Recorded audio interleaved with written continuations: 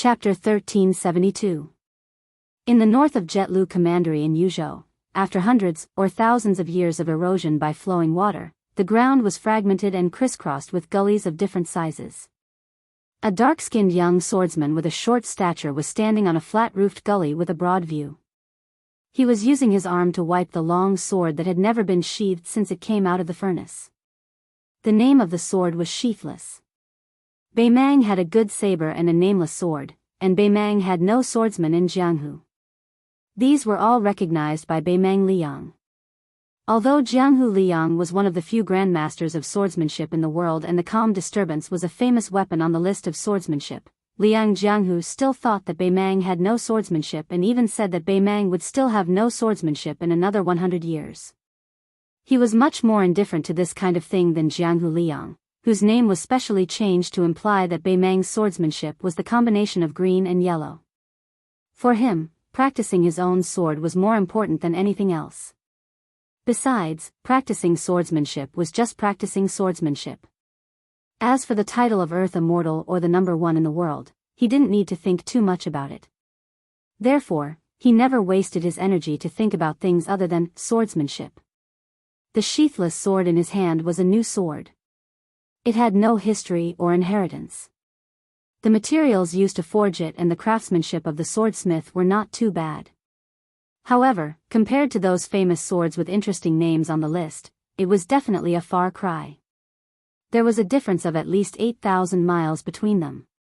However, the man who led him on the path of swordsmanship, who was unwilling to admit that he was his master, helped him pay for the casting of the sword before he left and said a lot of long-winded, last words, to him. He was like a dying man who just couldn't swallow his last breath and stayed up for a few days and nights. No matter how filial the younger generation was, he wouldn't be able to stand it. A sword is fine as long as it fits the hand. Once it fits the hand, it will be satisfactory. A swordsman who changes his sword back and forth will not be able to practice good swordsmanship. Of course, you might ask if a broken sword can't be replaced. Wrong, you don't believe me? You see, Liang Li Chungang only has a wooden horse ox. He can even open the gate of heaven with a sword. Is it wrong to learn from him? That can't be right. Although I don't practice swordsmanship, I feel that when a swordsman chooses a sword, it's like a man looking for a wife. Love at first sight is the most important thing. Hurry up and take a few more glances at the sword in your hand. I spent a few dozen taels of silver on it. You poor brat, do you dare to not fall in love at first sight? If you have the ability, try shaking your head and see if I don't break your arms and legs. If you don't even have this bit of eyesight, how can you still practice the sword? I've wasted a few dozen taels of silver. From your expression, it seems that you don't want me to leave. Huh? Are you nodding or shaking your head? Damn it, if you don't want me to leave, can't you at least bring some money with you? A few copper coins will do.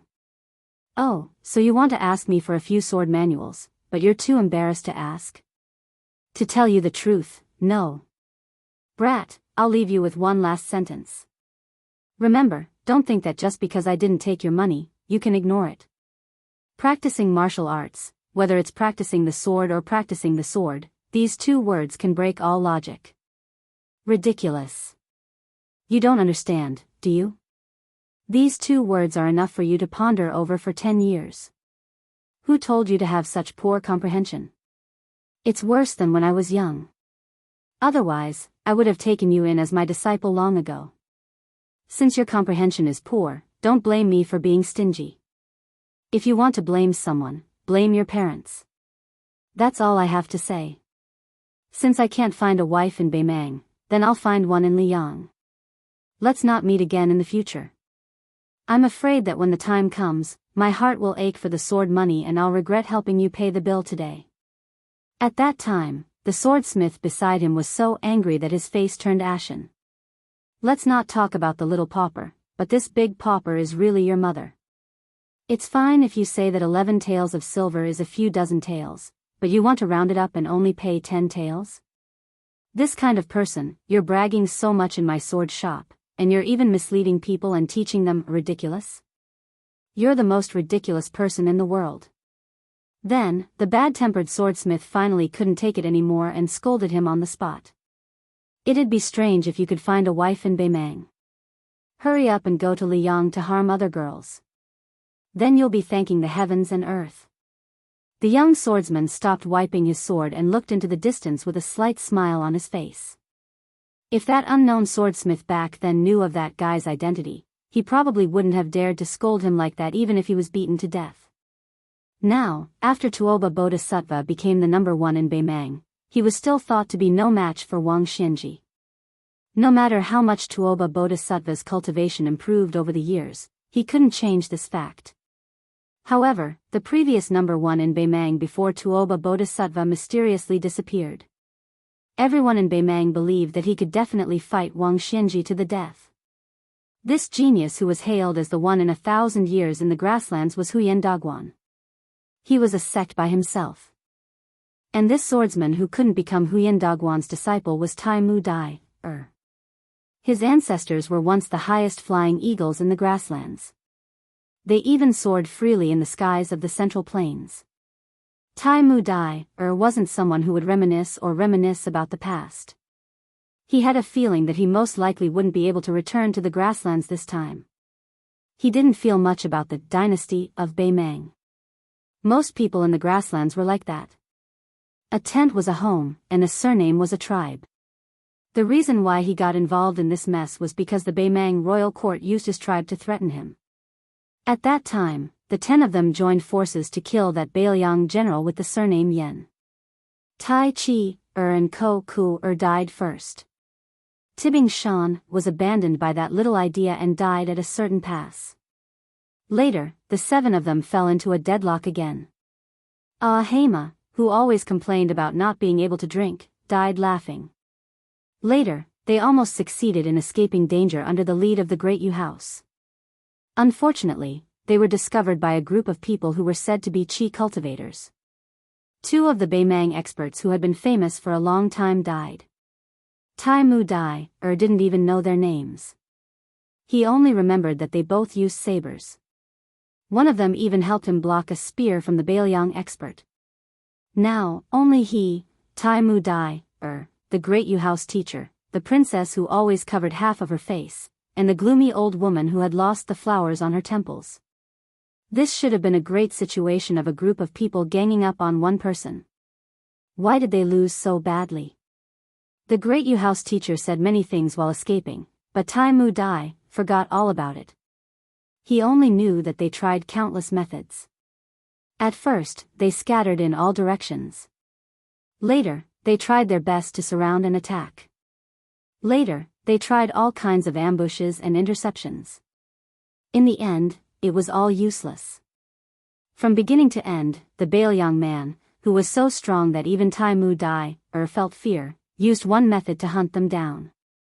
Whoever stood in the northernmost position, he would target and kill them. He didn't seem to be in a hurry at all. He only used one spear. Before that, his opponent could use all their strength. If someone stood in the northernmost position, he wouldn't hesitate to change his target. Generally speaking, martial arts masters who had reached the level of these 10 people had extremely strong stamina and legs. If they were determined to escape, it wouldn't be easy for them to kill an enemy of the same level, even if they were more skilled. They would need to fight for a long time.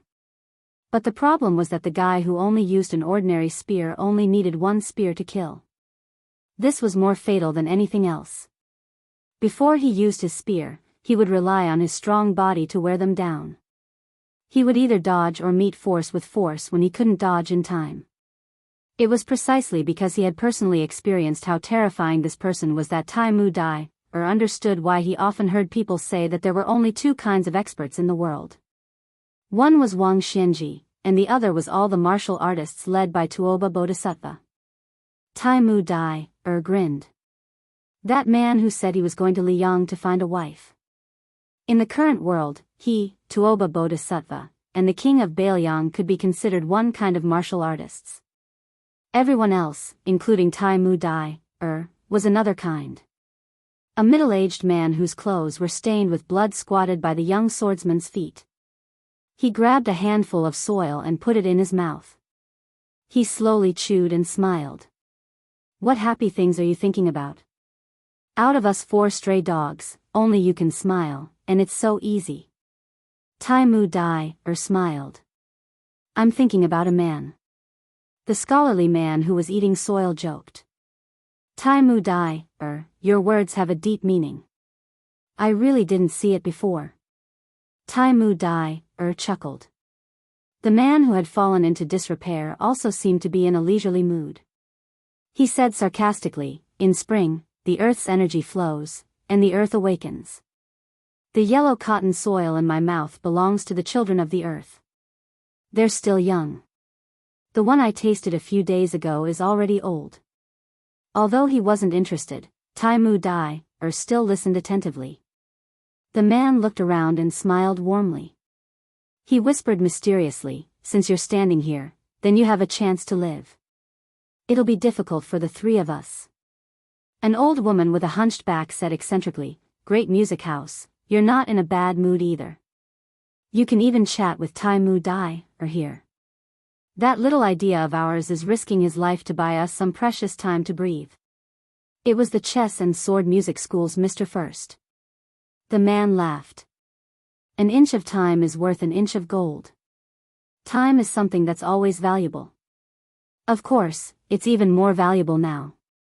The heads of the 4 of us added together should barely be worth 10,000 cavalrymen. Roughly speaking, 10,000 cavalry with 10 years of life on the battlefield, that's. He suddenly stood up and said with a serious expression, It's here. Tai Mu Dai, tightened his grip on his scabbard and said in a deep voice, My sword will definitely be faster than the previous pass. The old woman sneered.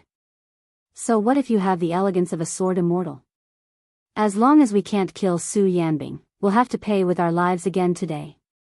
Great Music House patted the young swordsman's shoulder. Your sword is getting faster and faster. Even if it's just a hair's breadth faster, it's still a good thing. Tai Mu Dai, you must trust yourself and your sword. The young man nodded. His tanned face was dazzling under the sun. Chapter 1373. This lightened Happy House's mood. He looked at the old woman, who was the oldest and most afraid of death, and said indifferently, I'll stay behind this time.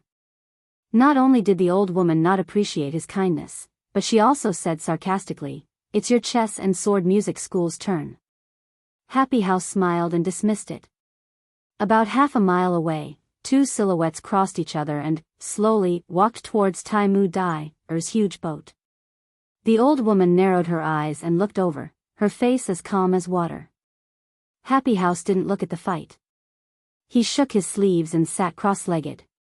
The woman in the white dress was like a white butterfly dancing gracefully on the yellow sand slope, ethereal and agile.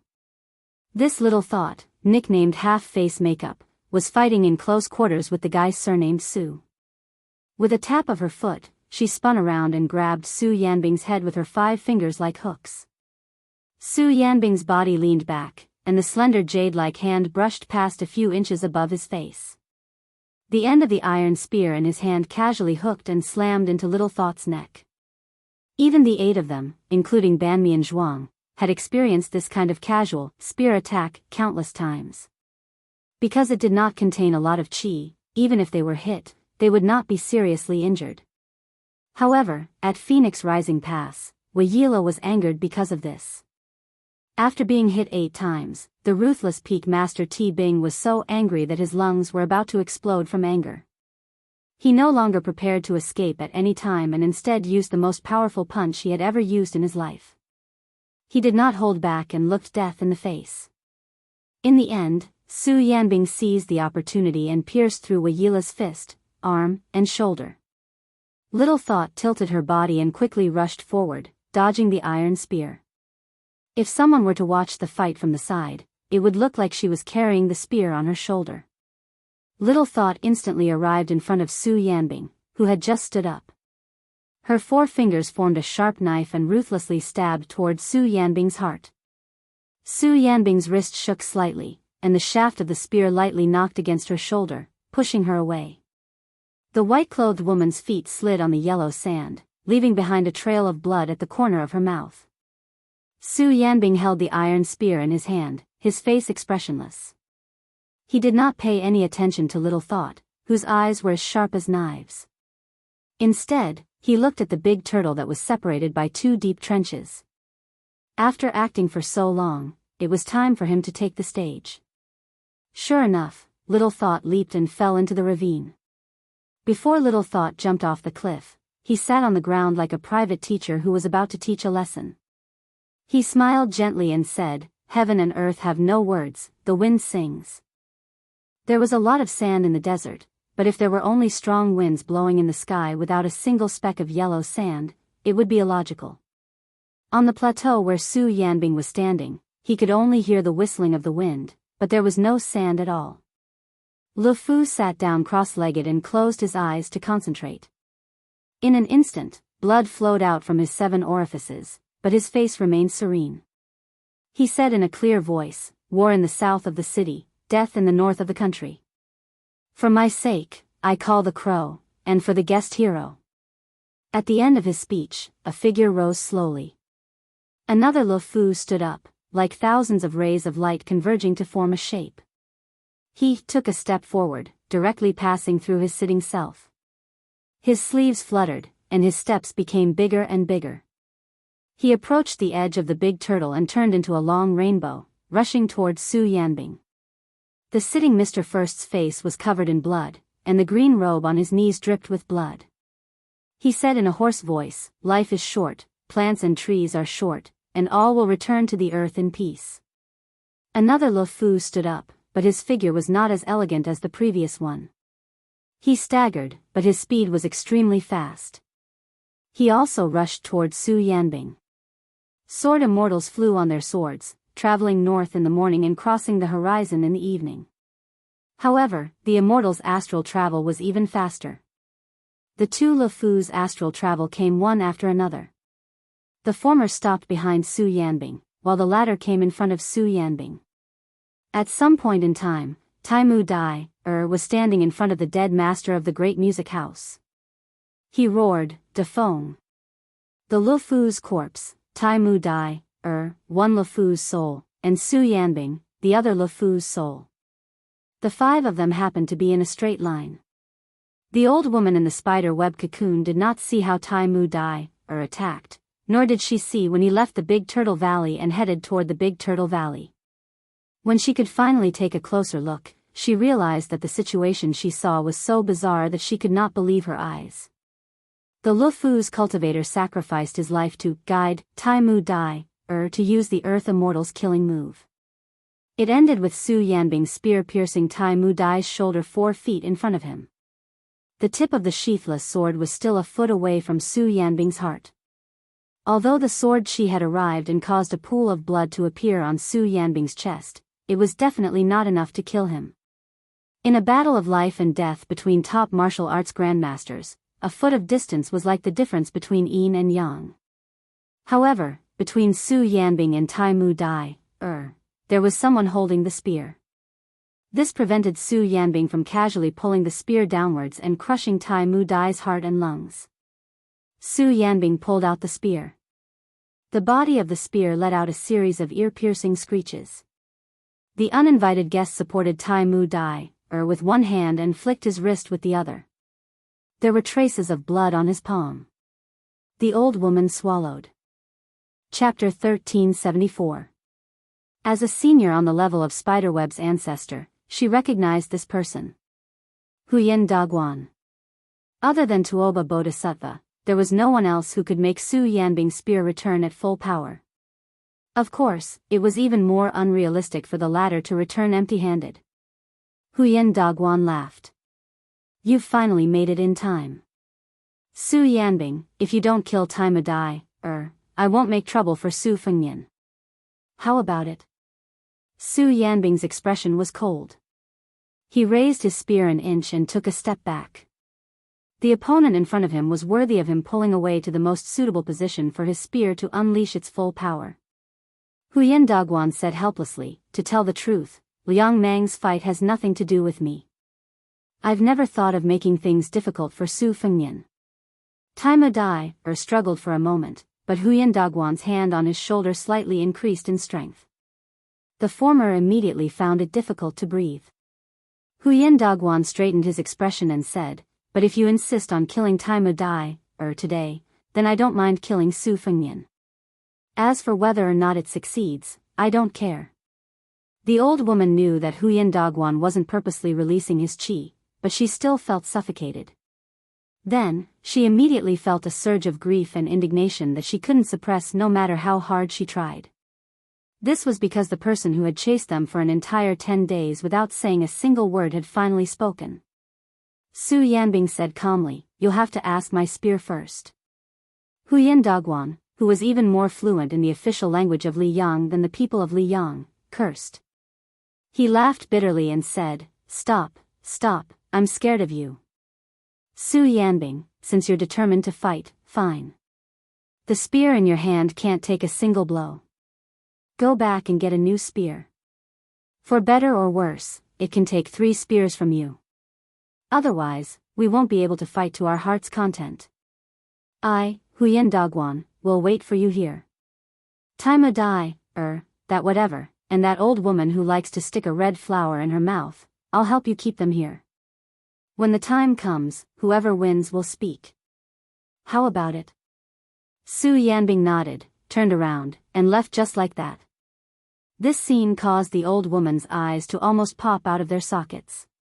When Su Yanbing's figure disappeared from sight, Huyen Dagwan released his grip. Taimu Dui, whose face was covered in tears, turned to look at the large banner where Mr. Yu sat. The scabbard slipped out of his hand. Huyen Dagwan calmly said, "Pick it up." Taimu Dui, seemed to be out of his wits and did not hear what Huyen Dagwan was saying. Huyen Dagwan was too lazy to waste any more words. He slapped Taimu, several zhang away from the Great Joy House's corpse. Then, he kicked the abandoned sword over. Little thought, half of her face covered by a white veil, came to Huyen Dagwan with a complicated expression. Huyen Dagwan sighed, 800 years ago, was it important who we were? It was not strange that Luo Yang could not let go. She was Qin Empress's. She had even let go of this so-called Emperor Qin's shadow, so what were you? You were just a woman of the imperial family whose country was destroyed by the great Qin army. This kind of grudge has caused so many conflicts in the various dynasties and dynasties of the Central Plains over the past 800 years, let alone some princess of a small country. It's meaningless. Huyen Dagwan looked up at the sky. Besides, that person is gone. Su Fengnian is just Su Fengnian. Who do you hate? Back then, you successfully instigated those 2 women to become enemies. To a large extent, it was you who caused the great Qin to be destroyed. Are you still not satisfied? Little Thought tore off the veil. Half of her face was extraordinarily beautiful, but the other half of her face was constantly changing between the faces of unfamiliar women. Finally, it stopped. It was actually half a man's face. Huyen Dagwan turned his head and did not meet her gaze. He said softly, "You can go."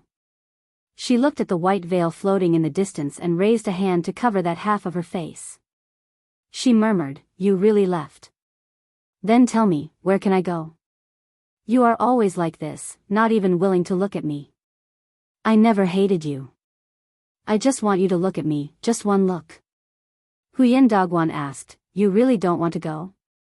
Little Thought of Princess Grave raised her other hand. Her 10 fingers were like hooks as she slowly cut her 2 faces into a bloody mess. She did not show any pain and closed her eyes.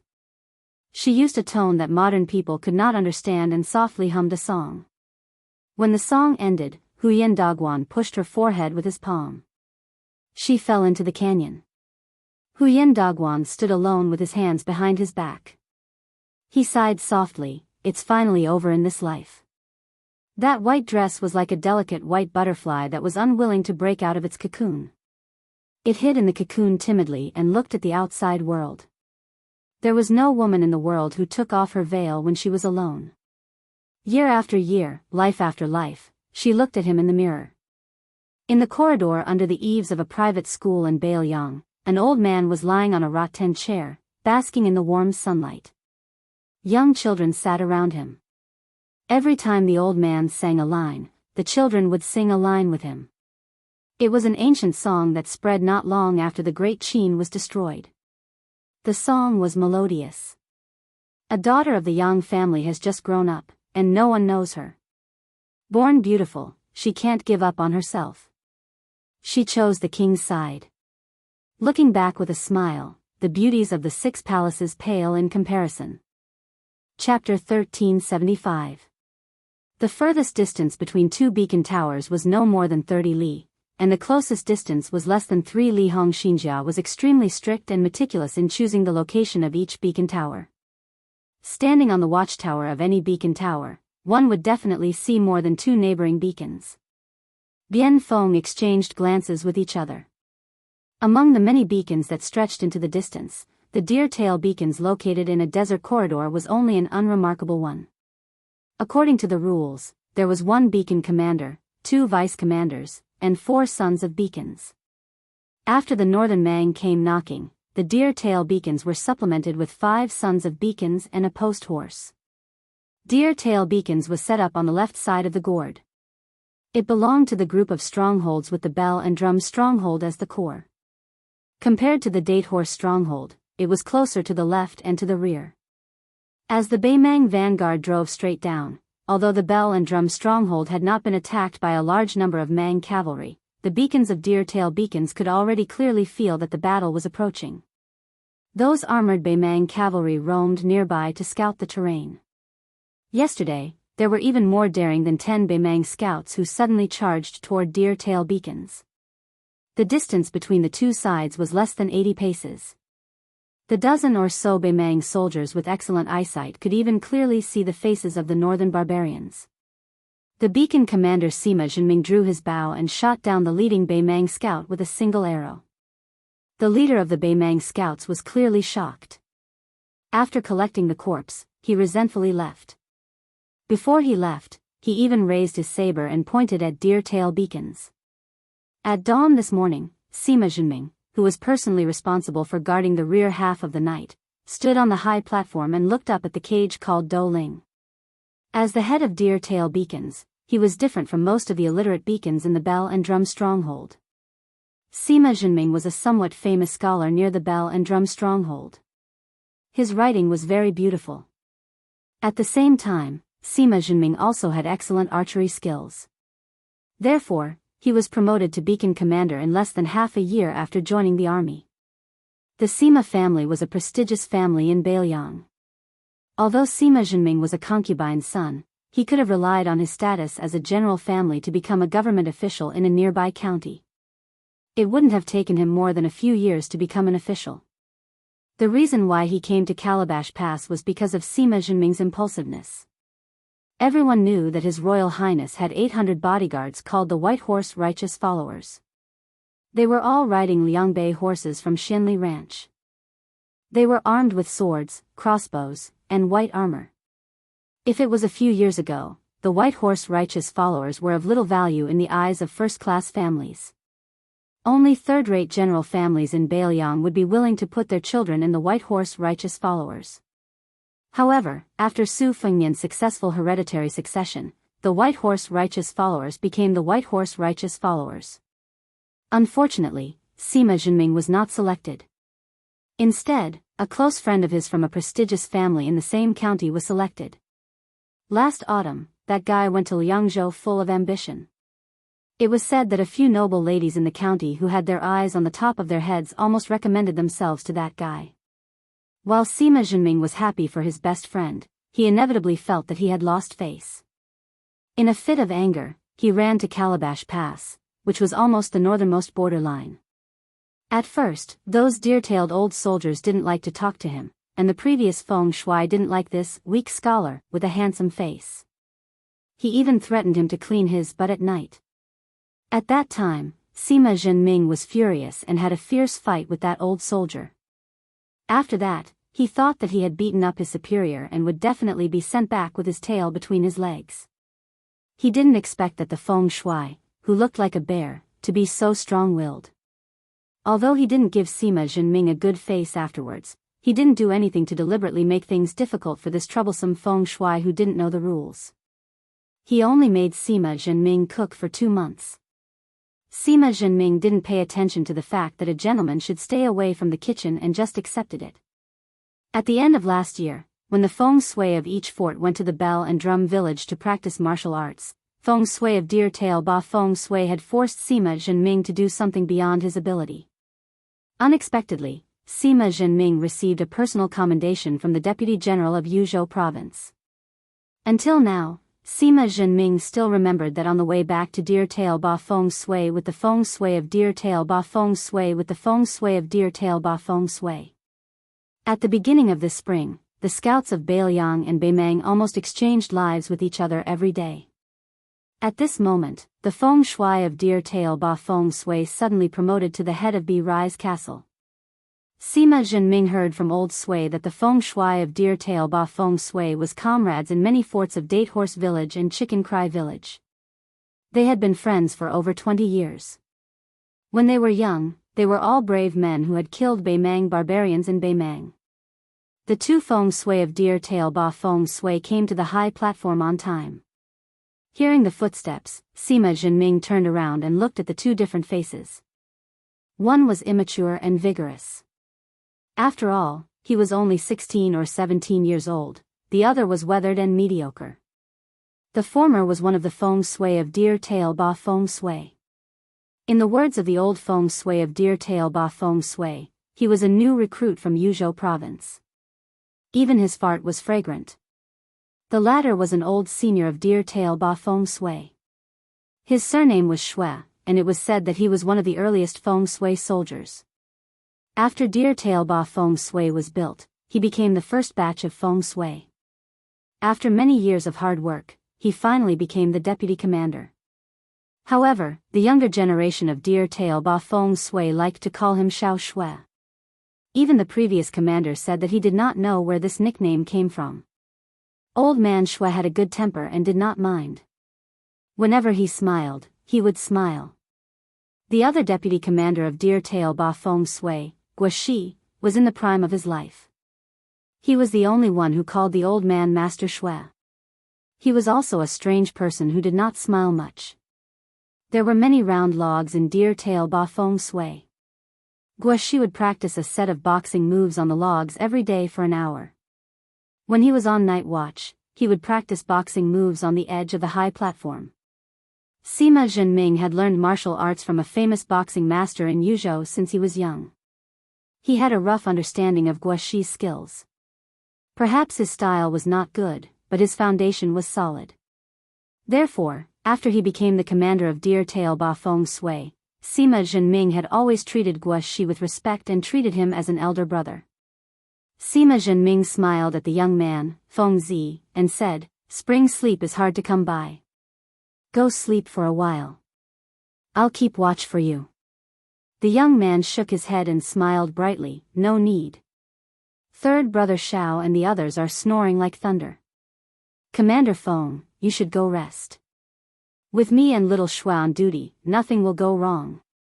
The old man smiled amiably. Sima Zhenming had clearly experienced the thunderous snoring of those men. He smiled and said, "Then I'll keep watch for a while. I'm not sleepy anyways." Sima Zhenming had a sentence that he did not say out loud. Perhaps he would have to sleep in the future. The young man, Feng Zi, stood at the edge of the high platform like a long spear, looking into the distance. The short deputy commander, old man Shui, walked to Sima Zhenming's side. He reached out and pinched Feng Zi's old and shriveled collar, not saying a word. Sima Zhenming lowered his voice and sighed, "Deputy Commander Shui, from the looks of it, our Deer Tail peace fire won't last long. Although Beimeng's vanguard might not put this place in their eyes, even if they rush to set up camp below Sleeping Bao City, as long as they are still eyeing Wanhe and Xiaoguang cities behind Sleeping Bao City, Zhongming village will definitely be a thorn in their side. Now, let's see who will lead the troops to attack." The old man with turbid eyes nodded. He rubbed his hands and said softly, "Commander Sima Feng, I'll tell you the truth. Don't be angry. Our Deer Tail soldiers are actually very open-minded. You're different from us. You don't have to wait for death here. We can use our family's connections to transfer you back to Yuzhou, which is safer. Commander Feng, are you really not afraid of death, or have you gone crazy thinking about military merits? Sima Zhenming didn't get angry. He smiled bitterly and said, of course I've thought about this before, but a letter from my family told me not to even think about it. Although my Sima family is a large family in Yuzhou, not to mention the previous generation, there are 4 Sima descendants in my generation who hold positions in the Yuzhou army. Including me, there are 3 who are at the mouth of the gourd. I joined the army the latest, so I can't be the Commander Feng. My eldest grandson's eldest brother is already a military inspector in Xiaoguang City who is only a step away from becoming a military officer. My family originally wanted to do everything we could to help him find a good excuse to retreat to Yuzhou, but who would have thought that my eldest brother was stubborn and refused to leave? The family could only settle for the next best thing, which was to move my 4th brother, who has a slightly lower position, back to Yuzhou. However, those generals in the Yuzhou border army aren't blind. My Sima family isn't an existence that can see the heavens. Once the 4th brother from the eldest branch leaves, then I, the 3rd brother, naturally have to stay. My father's letter was vague, but that's the general's meaning.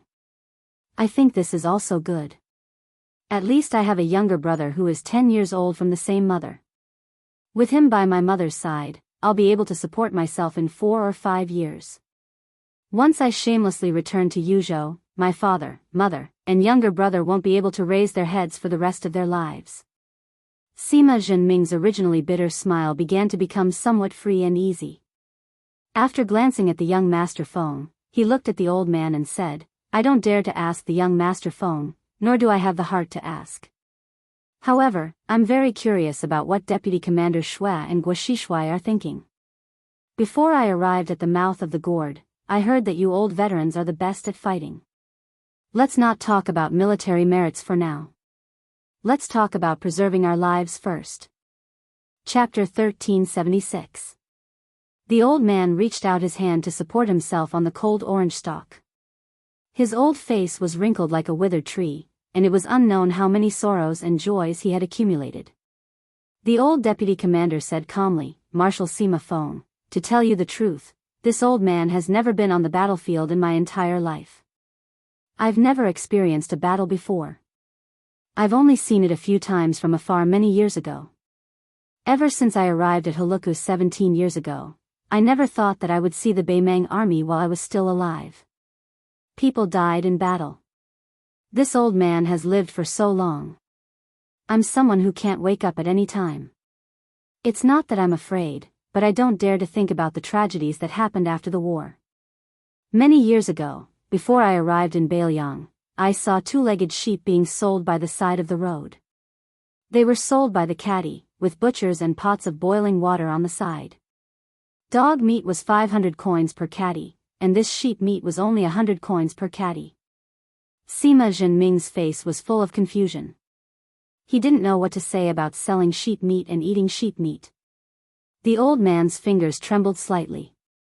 He said softly, those 2-legged sheep are people with only 2 legs. Women are called lambs to be eaten, and weak children are called small bones to be eaten. Some rare scholars, as long as they aren't too thin and sallow, can be sold for a higher price. They are called scented sheep to be eaten. Sima Zhenming almost vomited, but at the same time, his scalp went numb. This beacon marshal narrowed his eyes, staring fixedly at this old deputy marshal from Shirlu Commandery in Yuzhou, one hand on the cold blade's hilt. At this time, the deputy commander Guoshi, who had just finished practicing, came over. He glanced at Sima Zhenming and silently walked to the old man's side. Old man Shui said indifferently, at this time, in front of the Beimang army, is it important whether you're a Bailiang native or a spring and autumn refugee from the Central Plains? Don't worry, this old man isn't a Beimang spy. I can't afford to lose the face of the Shui ancestors. Sima Zhenming sneered and asked, is it really not important? The old man suddenly laughed happily and pointed at the silent deputy commander Guoshi. Commander, your archery skills are on par with his, but in terms of fighting, you're far behind. Then, this old man, who used to be able to make fun of anyone in feng shui, no longer paid any attention to Sima Zhenming. His face revealed a deep expression of reminiscence as he said to himself, "Back then, I was in the Shishu Leng Yamen Secretariat.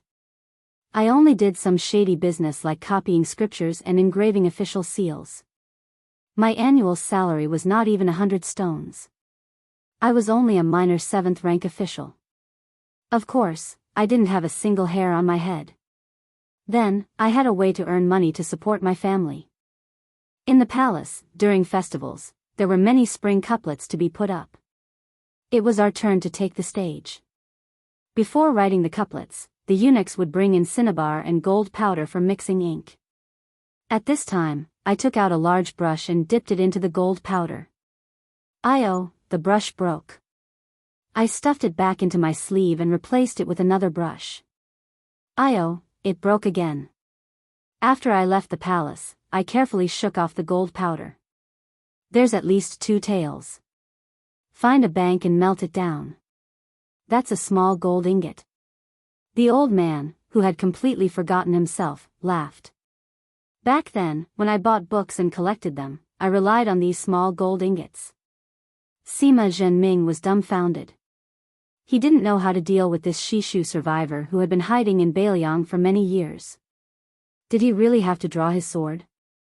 Guoshi said calmly, "Marshal Sima Feng, after the war, if you, me, and Lord Shui can survive, you can report the truth."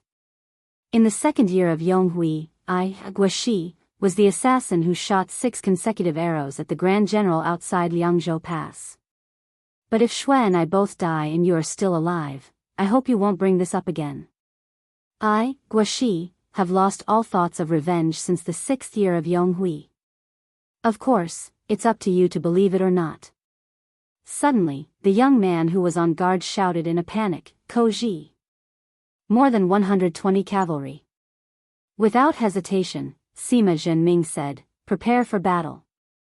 Although the vanguard army had flattened the Zaoma stronghold in one breath and killed more than 3,000 enemies, from the commander-in-chief Yang Yuanzhan to the several generals, all the officers did not relax in the slightest. 4,000 men had died in battle, so how many were wounded? Fortunately, it wasn't the hot summer season when diseases were most easily spread. Otherwise, with the ruthless style of the nomads in the north, they would have killed all the severely injured on the spot. However, within the vanguard, there was a group of people who were extremely relaxed and comfortable. These people mostly had elite cavalry and retainers protecting them, ranging from 20 to 30 to a few hundred. They were all young, between 15 to 25 years old. If it was said that Sima Zhenming regretted that he had missed out on the position of White Horse Commander, then these sons of powerful officials of the Southern Dynasty, or the people of the grasslands who knew their descendants well, were also quite angry that they had not been selected as the grand strategist. Of Northern Mang's 3 battle lines, the most important central line was the Southern Courtyard's great king Dongzhuo, who held great authority and personally presided over military affairs. Apart from the Dong family's private army, the rest of the troops were mainly elites from the various border towns. Moreover, they were right under Fatty Dong's nose, so it was very difficult for outsiders to interfere. On the west courtyard, there was Lu Gui and the north courtyard King Tuoba Bodhisattva. In addition, the 8,000 Chang cavalry had been completely wiped out before the battle. Only a fool would go there and suffer. Therefore, the east courtyard Yuzhou had a large number of descendants of great nobles who didn't want to take the risk and wanted to earn military merits. General Yang Yuanzhan, who had always had a good relationship with various forces, was not unreasonable. He acquiesced to the actions of the various families and allowed them to leave the army and take the initiative to search for the Zaoma stronghold. If they had the courage and strength to fight to the death with the stronghold, Yang Yuanzhan wouldn't stop them. During this period of time, groups of cavalry of varying numbers were constantly rushing in and out of the camp. There were even many small groups of cavalry that had been left outside the mouth of the calabash who had rushed over after hearing the news and joined the hunting game. It was like a bloody feast that was slowly unfolding. It was said that the second young master of the Xia family from Dragon Waste province returned with 80 cavalrymen at dusk yesterday with 16 bloody heads of the Yuzhou beacons hanging on both sides of the horses' backs. There were also 2 warhorses that deliberately dragged the corpses of 2 beacon commanders into the camp. The 2 corpses were dragged all the way across the yellow sand, their flesh and blood badly mangled. One could even see the white bones on their backs. In the latter half of the night, another group of grassland roam soldiers returned. It was a group of over 400 cavalrymen gathered from 3 tribes. They directly broke through a Wu castle in a valley at the edge of Crouching Bow City. These blood-soaked roam soldiers waved their sabers as they entered the camp. The sabers that were sclerely different from the roam scimitars were all the famous Bailiang sabers of the Sioux family. A few young leaders of the roam soldiers even threw down a few crumpled things as they rode into the camp. When someone picked them up, they realized that they were actually the Sioux flags.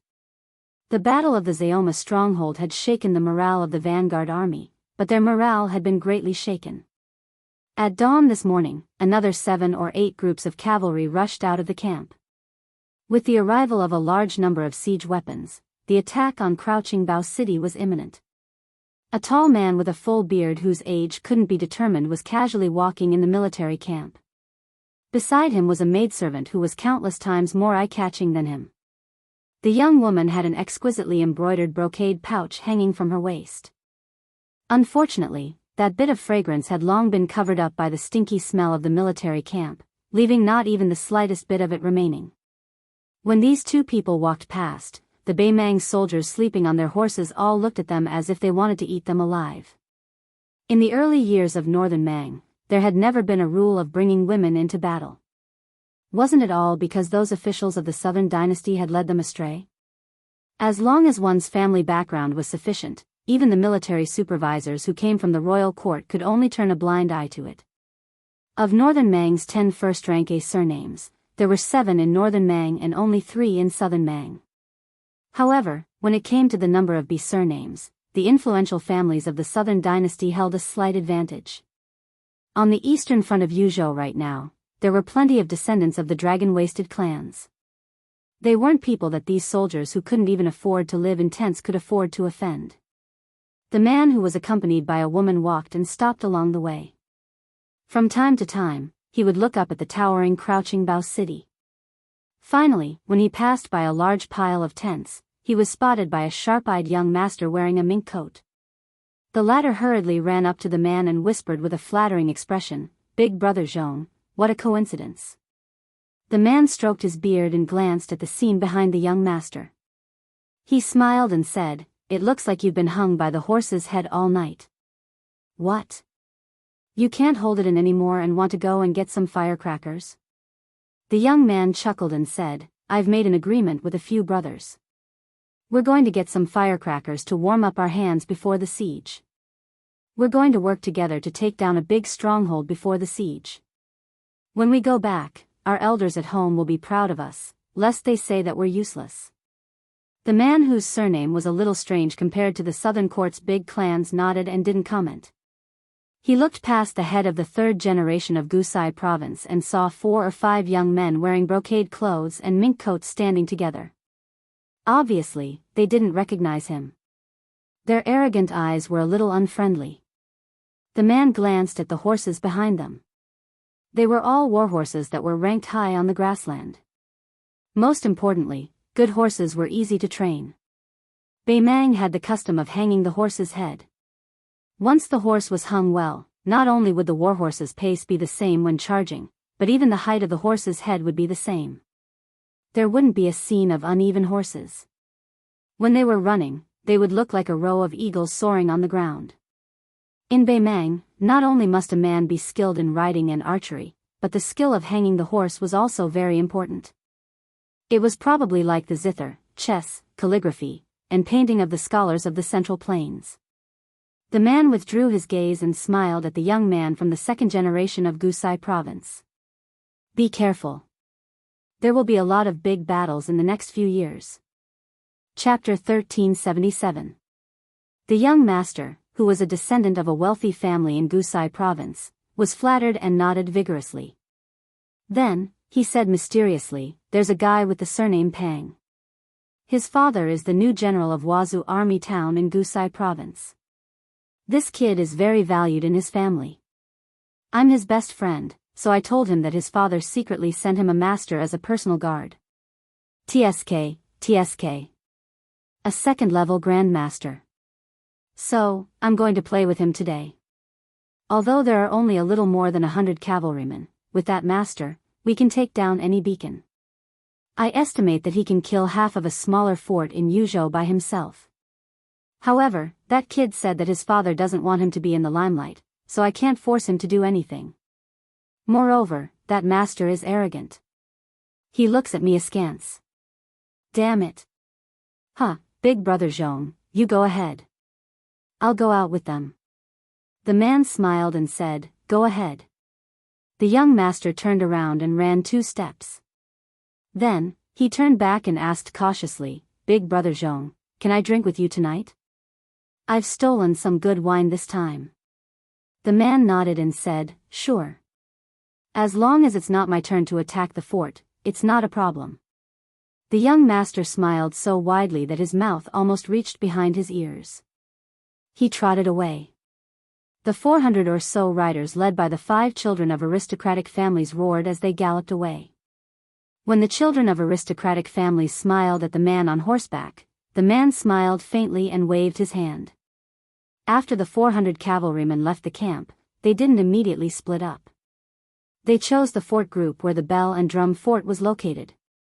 They were going in the same general direction. However, when they got closer, they split up and rushed forward, each looking for a target to attack. Along the way, they saw many beacons and forts that had been casually uprooted by the main force. The ground was in a mess. The corpses of the Yuzhou soldiers were all beheaded. After all, these heads were all heavy military exploits. After reaching their destination, the cavalrymen finally split up. The other 3 didn't find it strange that the 2 best friends didn't split up. Instead, they were full of sarcasm in their hearts. 2 descendants of a dignified second-class family only had 120 cavalrymen. 120 riders, that was really a pitiful sight. The cavalrymen began to go deeper and deeper. They didn't dare to get too close to the beacons attached to the forts. In fact, they had already asked someone about the details of this hunting expedition yesterday. After knowing the truth, they restrained themselves. It turned out that although those cavalry troops had obtained real military merits, they had suffered heavy casualties, especially the Rong soldiers who had taken down Fort Wu and obtained the Tsu flag. The reason why they looked like they had returned victorious was because they did not retrieve the corpses of their comrades and left them on the battlefield. Furthermore, according to various sources, although those sparrow-sized beacons were small, the archers were often very troublesome to deal with. Even if they managed to break in, they would still have to engage in close combat to the end, and would not rest until they were dead. What a joke! Northern Mang and Northern Liang had been fighting fierce battles for so many years. Who had ever heard of anyone accepting surrender?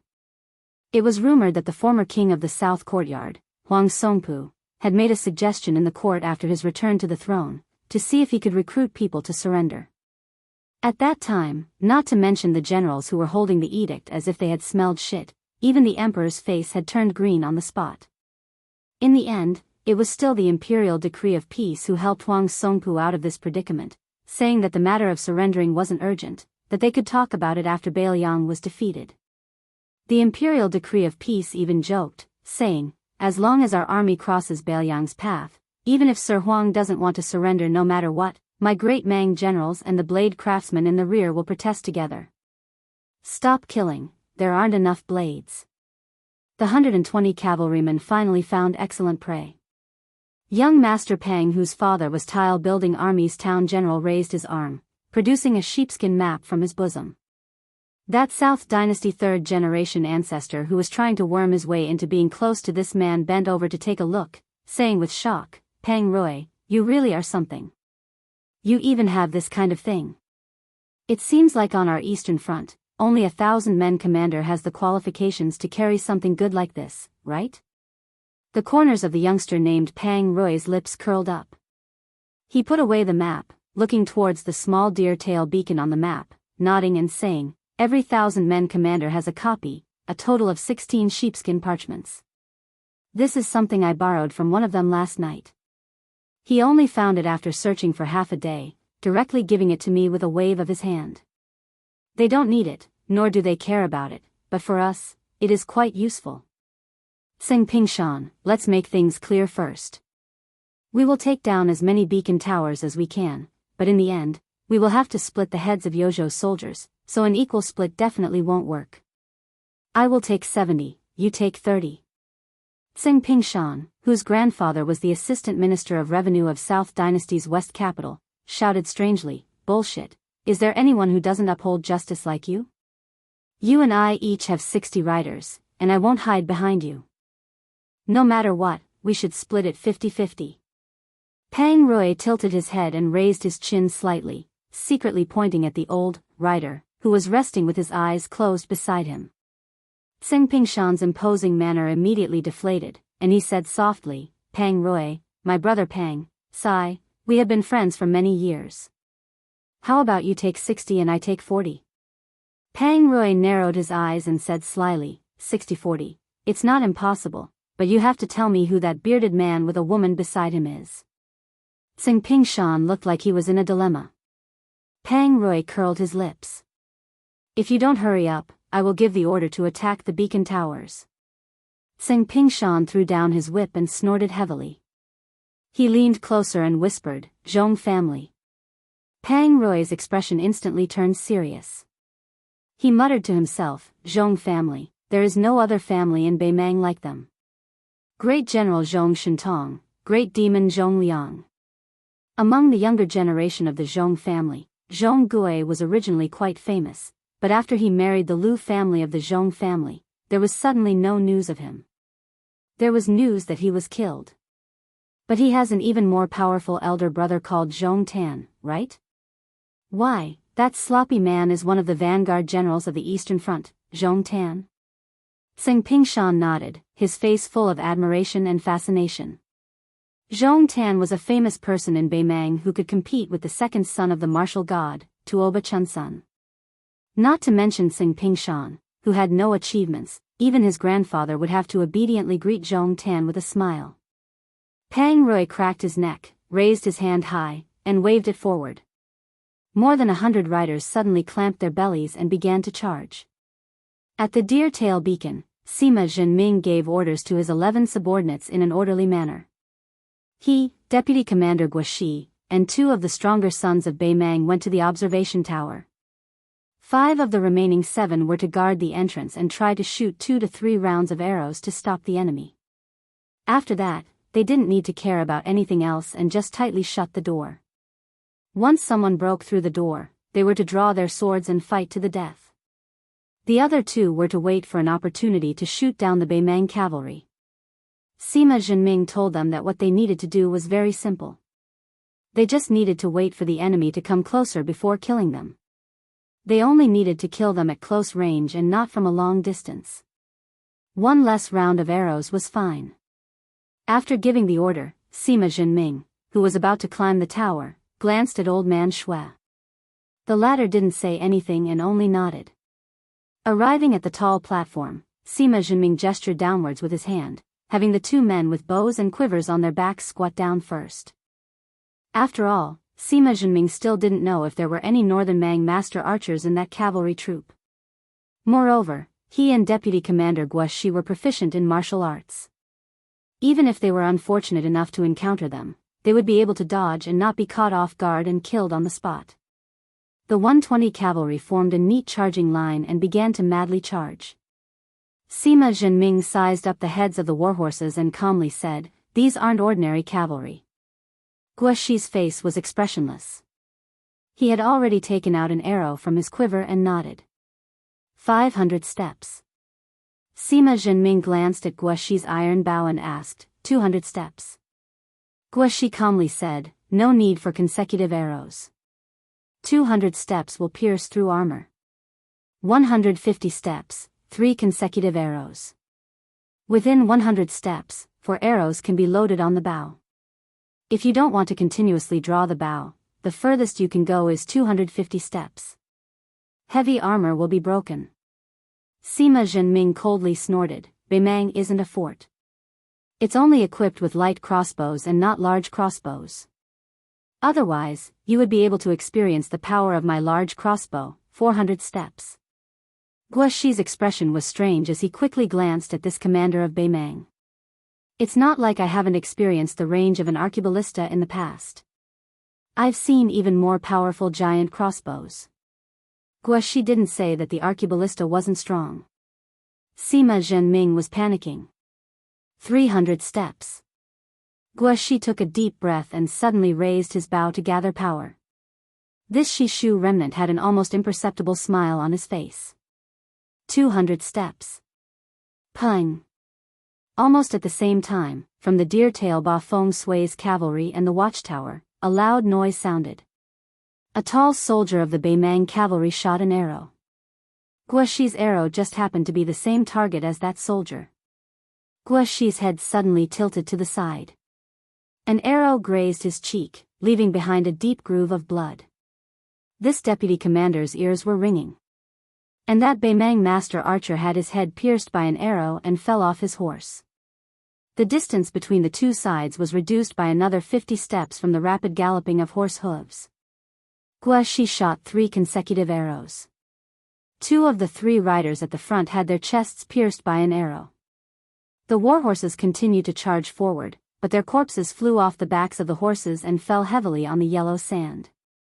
One of the riders quickly leaned back, his entire body leaning against the back of the warhorse.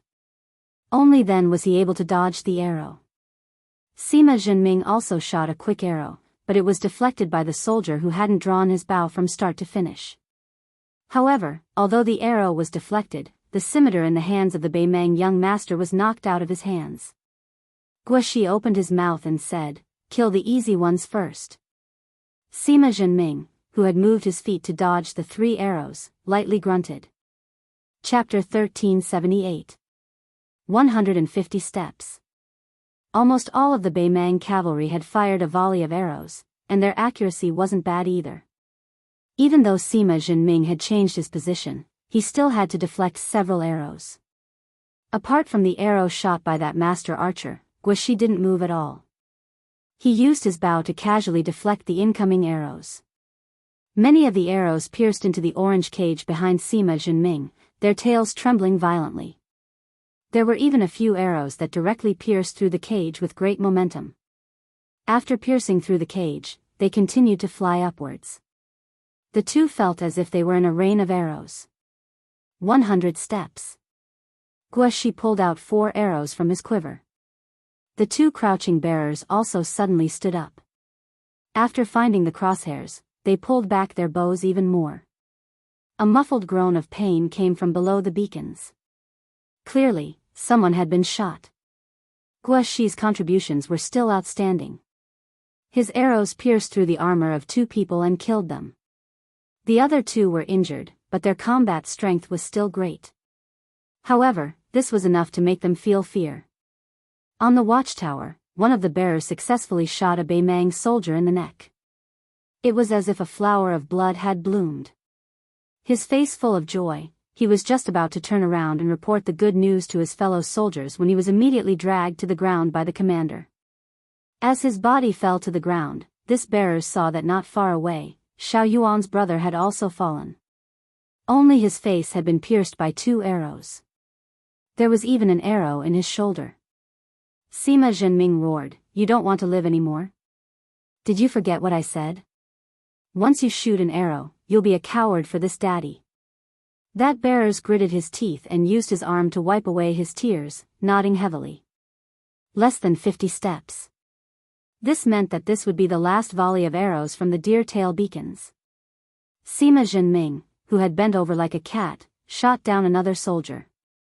As for Guoxi, who was being targeted by more than 20 soldiers, he was shot the moment he appeared. When he had no choice but to withdraw his bow, an arrow still managed to slice off a chunk of flesh from his shoulder.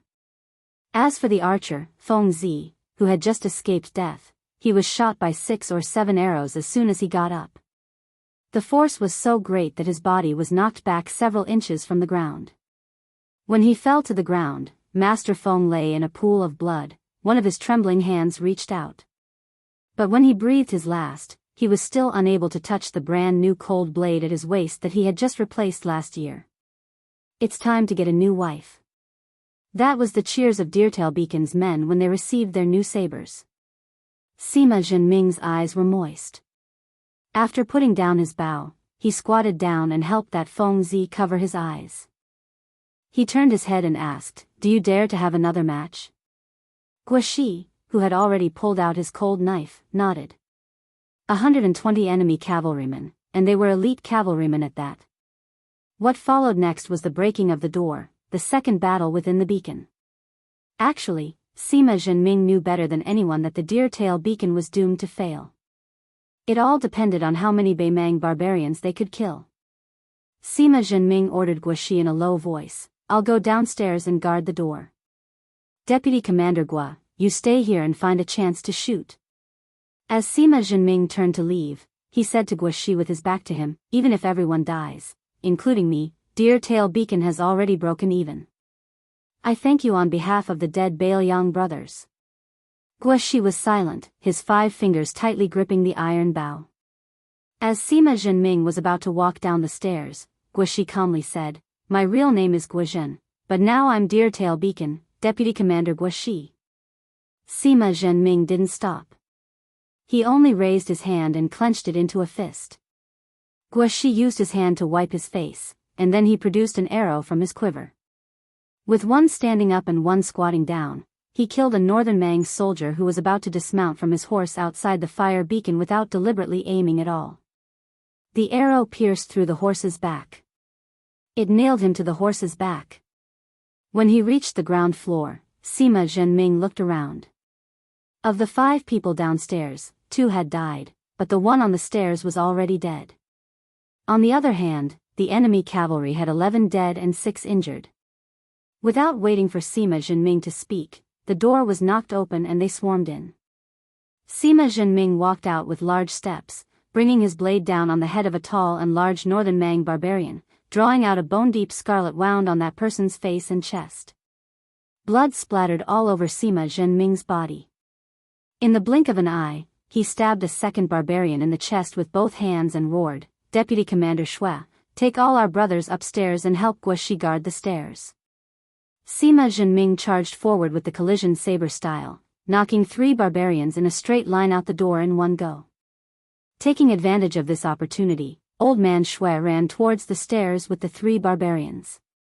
However, one of the barbarians who had barged into the beacon threw out his saber with all his might, the entire blade stabbing into the barbarian's thigh.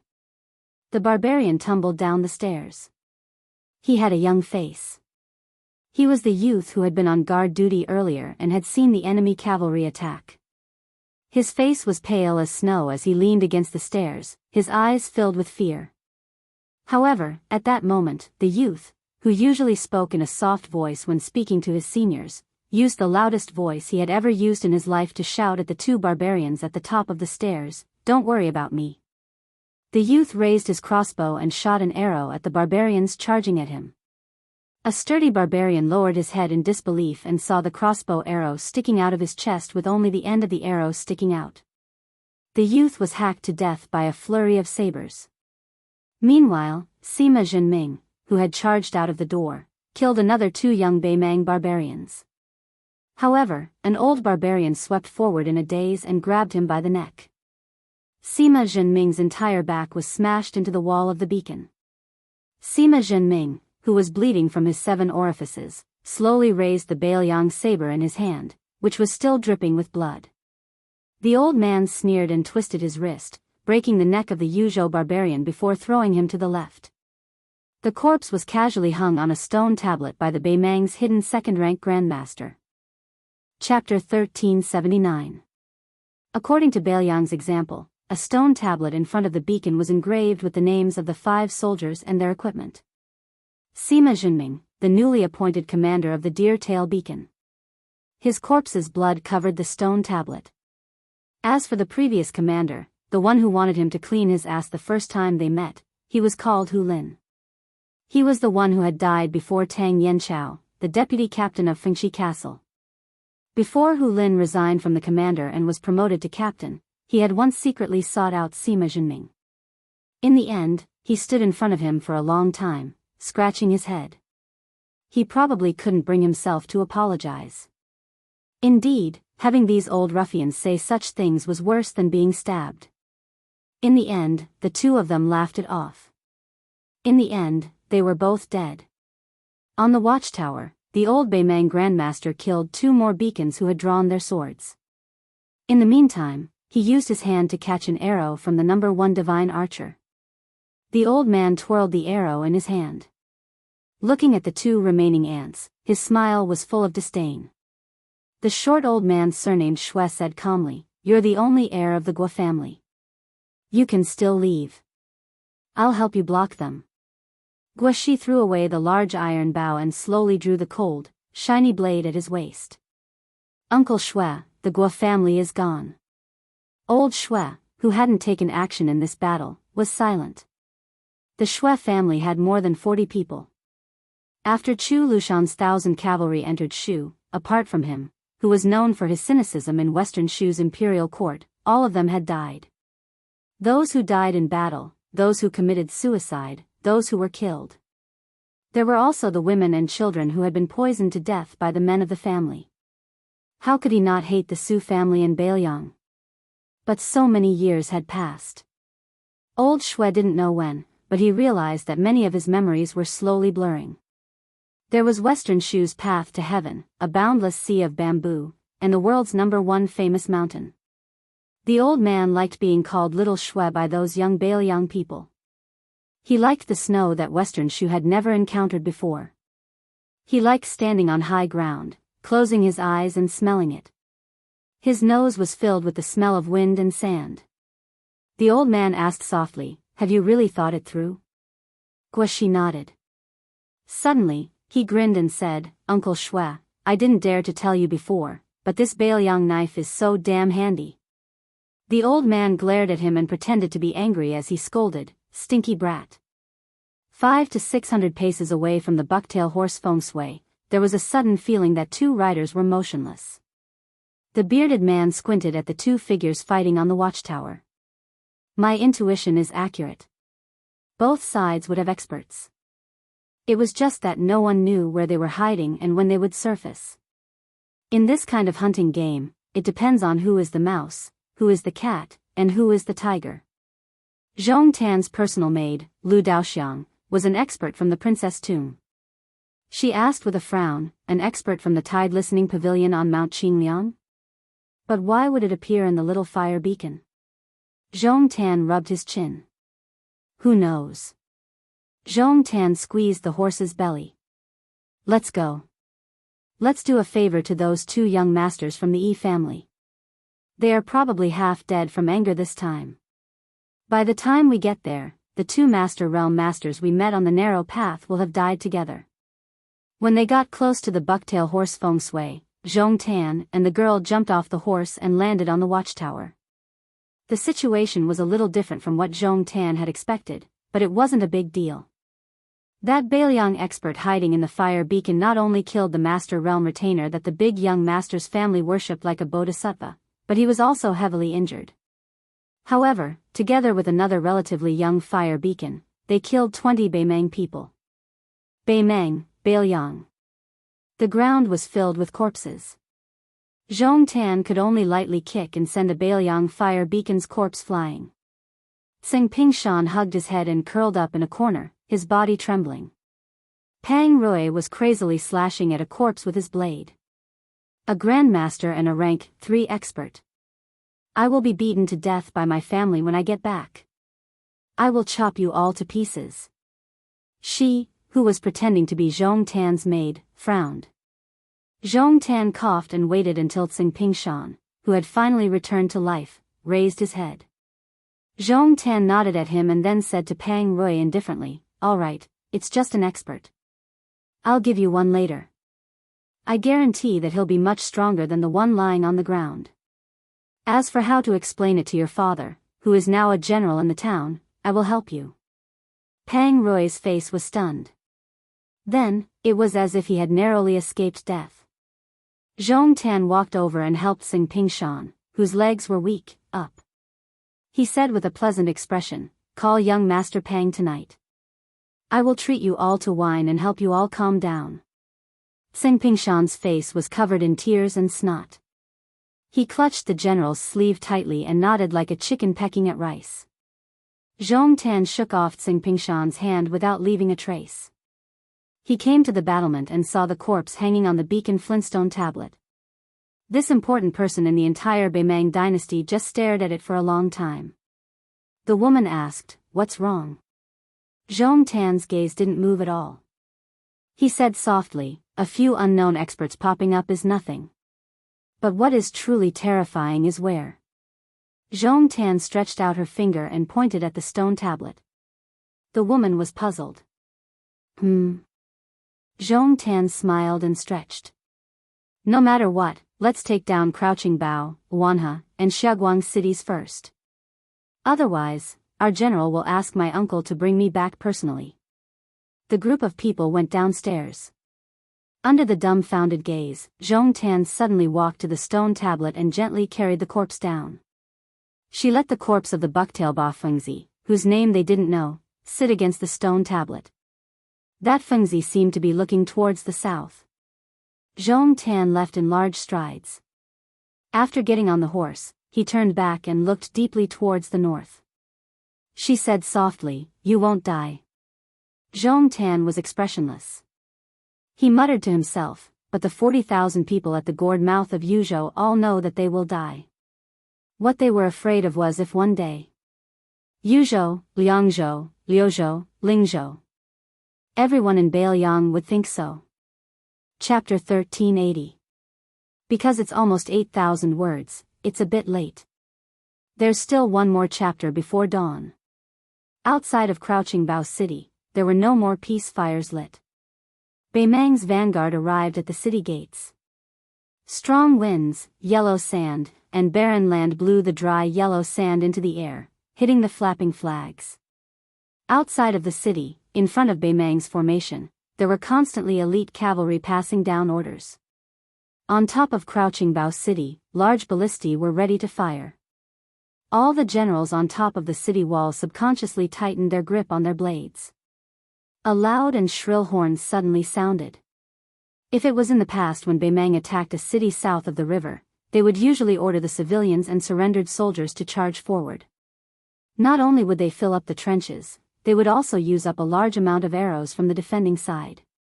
At most, they would use the auxiliary troops to push the cart forward, and the cavalry would swarm out. Once they arrived at the city walls, they would fire tens of thousands of arrows at the same time. As long as the defending side's morale was shaken, the Beimang soldiers would be able to crush them in one battle. However, today, when the army arrived at Crouching Bao City, under the command of Northern Mang's great commander Yang Yuanzhan, they displayed a completely different siege style compared to the past 200 years of northern barbarians invading and raiding. At the same time the two flanks of 3,000 cavalry began to charge forward, there was a type of military heavy weapon that rarely appeared in the northwestern border fortress that appeared on a large scale. Catapult carts. Yang Yuanzhan had set up no less than 600 catapults in one night. The largest catapults required 200 people with outstanding strength, and each rock weighed 100 pounds. Not only did the 600 catapults bring a considerable amount of rocks with them when they went down south, they also swept up all the rocks north of Crouching Bao City. At this time, all of the Northern Mang soldiers who were biding their time couldn't help but raise their heads, quietly waiting for that spectacular scene. Countless giant boulders would be flung high into the sky, and then smashed into hidden Bao City's walls, or landed on Ring City's military path. The 600 catapults seemed to be facing Crouching Bao City, but from the top of the city walls, one would know that they were arranged in an arc. The stronger ones would be placed in the center of the arc furthest away from the city, while the weaker ones would be placed on the left and right, and so on. No one knew who was the first to shout, but the Beimang soldiers near the catapults shouted the same words in unison. When the first 50 kilograms of flint, wrapped in oilcloth, was ignited, it flew high into the air and was thrown towards Crouching Bao City. It was as if a fire spirit of the heavenly court had descended to the mortal realm. Following this flint, hundreds of huge rocks smashed towards the first city at the mouth of the gourd in Yuzhou province. All the Baimang generals and soldiers were shocked by this strange siege method. Boulders fell on top of the city wall, inside the city, or were blocked by the city wall and rolled into the moat. Both inside and outside the city were filled with the sounds of wind and thunder. It was as if everyone could feel the earth trembling, as if Crouching Bao City was silently sobbing. Meanwhile, the 6,000 Mang cavalry that moved ahead before the rocks were tossed but slower than the rocks smashing into the city naturally weren't going to directly attack the city. Using cavalry to attack a city, unless there was no other choice, even the most powerful of commanders wouldn't be able to bear this type of pain. The purpose of these cavalry troops was only to escort the infantry 200 steps outside the city, to help their own side suppress the archers on the city walls. After the cavalry troops on the two wings that had opened up some distance with the infantry, after firing a rain of arrows at the top of the city walls, they no longer continued forward, instead quickly moving diagonally outwards to make room for the cavalry troops behind them. That was why the two cavalry troops were like a flood meeting a reef, but they didn't risk their lives to collide with it, instead scattering to the left and right on their own. When one of the robust cavalry commanders turned around, he gave the city wall a look. On top of the city wall, as one of Yang Yuanzhan's personal commanders, he knew about the existence of the 600 catapult carts. Moreover, he knew about the power of the catapult carts even earlier than normal commanders. Originally, in his opinion, there was no need for the two cavalry troops to protect Crouching Bao City. Under the concentrated bombardment of several hundred boulders, Crouching Bao City's defenders would be scared to the point where they couldn't even raise their heads, allowing the infantry outside the city to push all the way out of the moat. However, during the charge, casualties continuously appeared in front of and behind him. The ballistae on the city walls fired out waves after waves of arrows, among which, two cavalry troops were actually directly penetrated by a giant ballista bolt. The two cavalry corpses were nailed to the ground just like that by the ballista bolts. If one were to say that Bailiang had long heard of the sharpness of the ballista bolts, then the fact that Crouching Bao City's arrows were still raining down in an orderly manner while the boulders were exploding made this commander feel very conflicted. He had personally seen two Yuzhou soldiers being smashed by boulders, yet the nearby archers on the city walls still shot out arrows that were above standard. The commander curled his lips.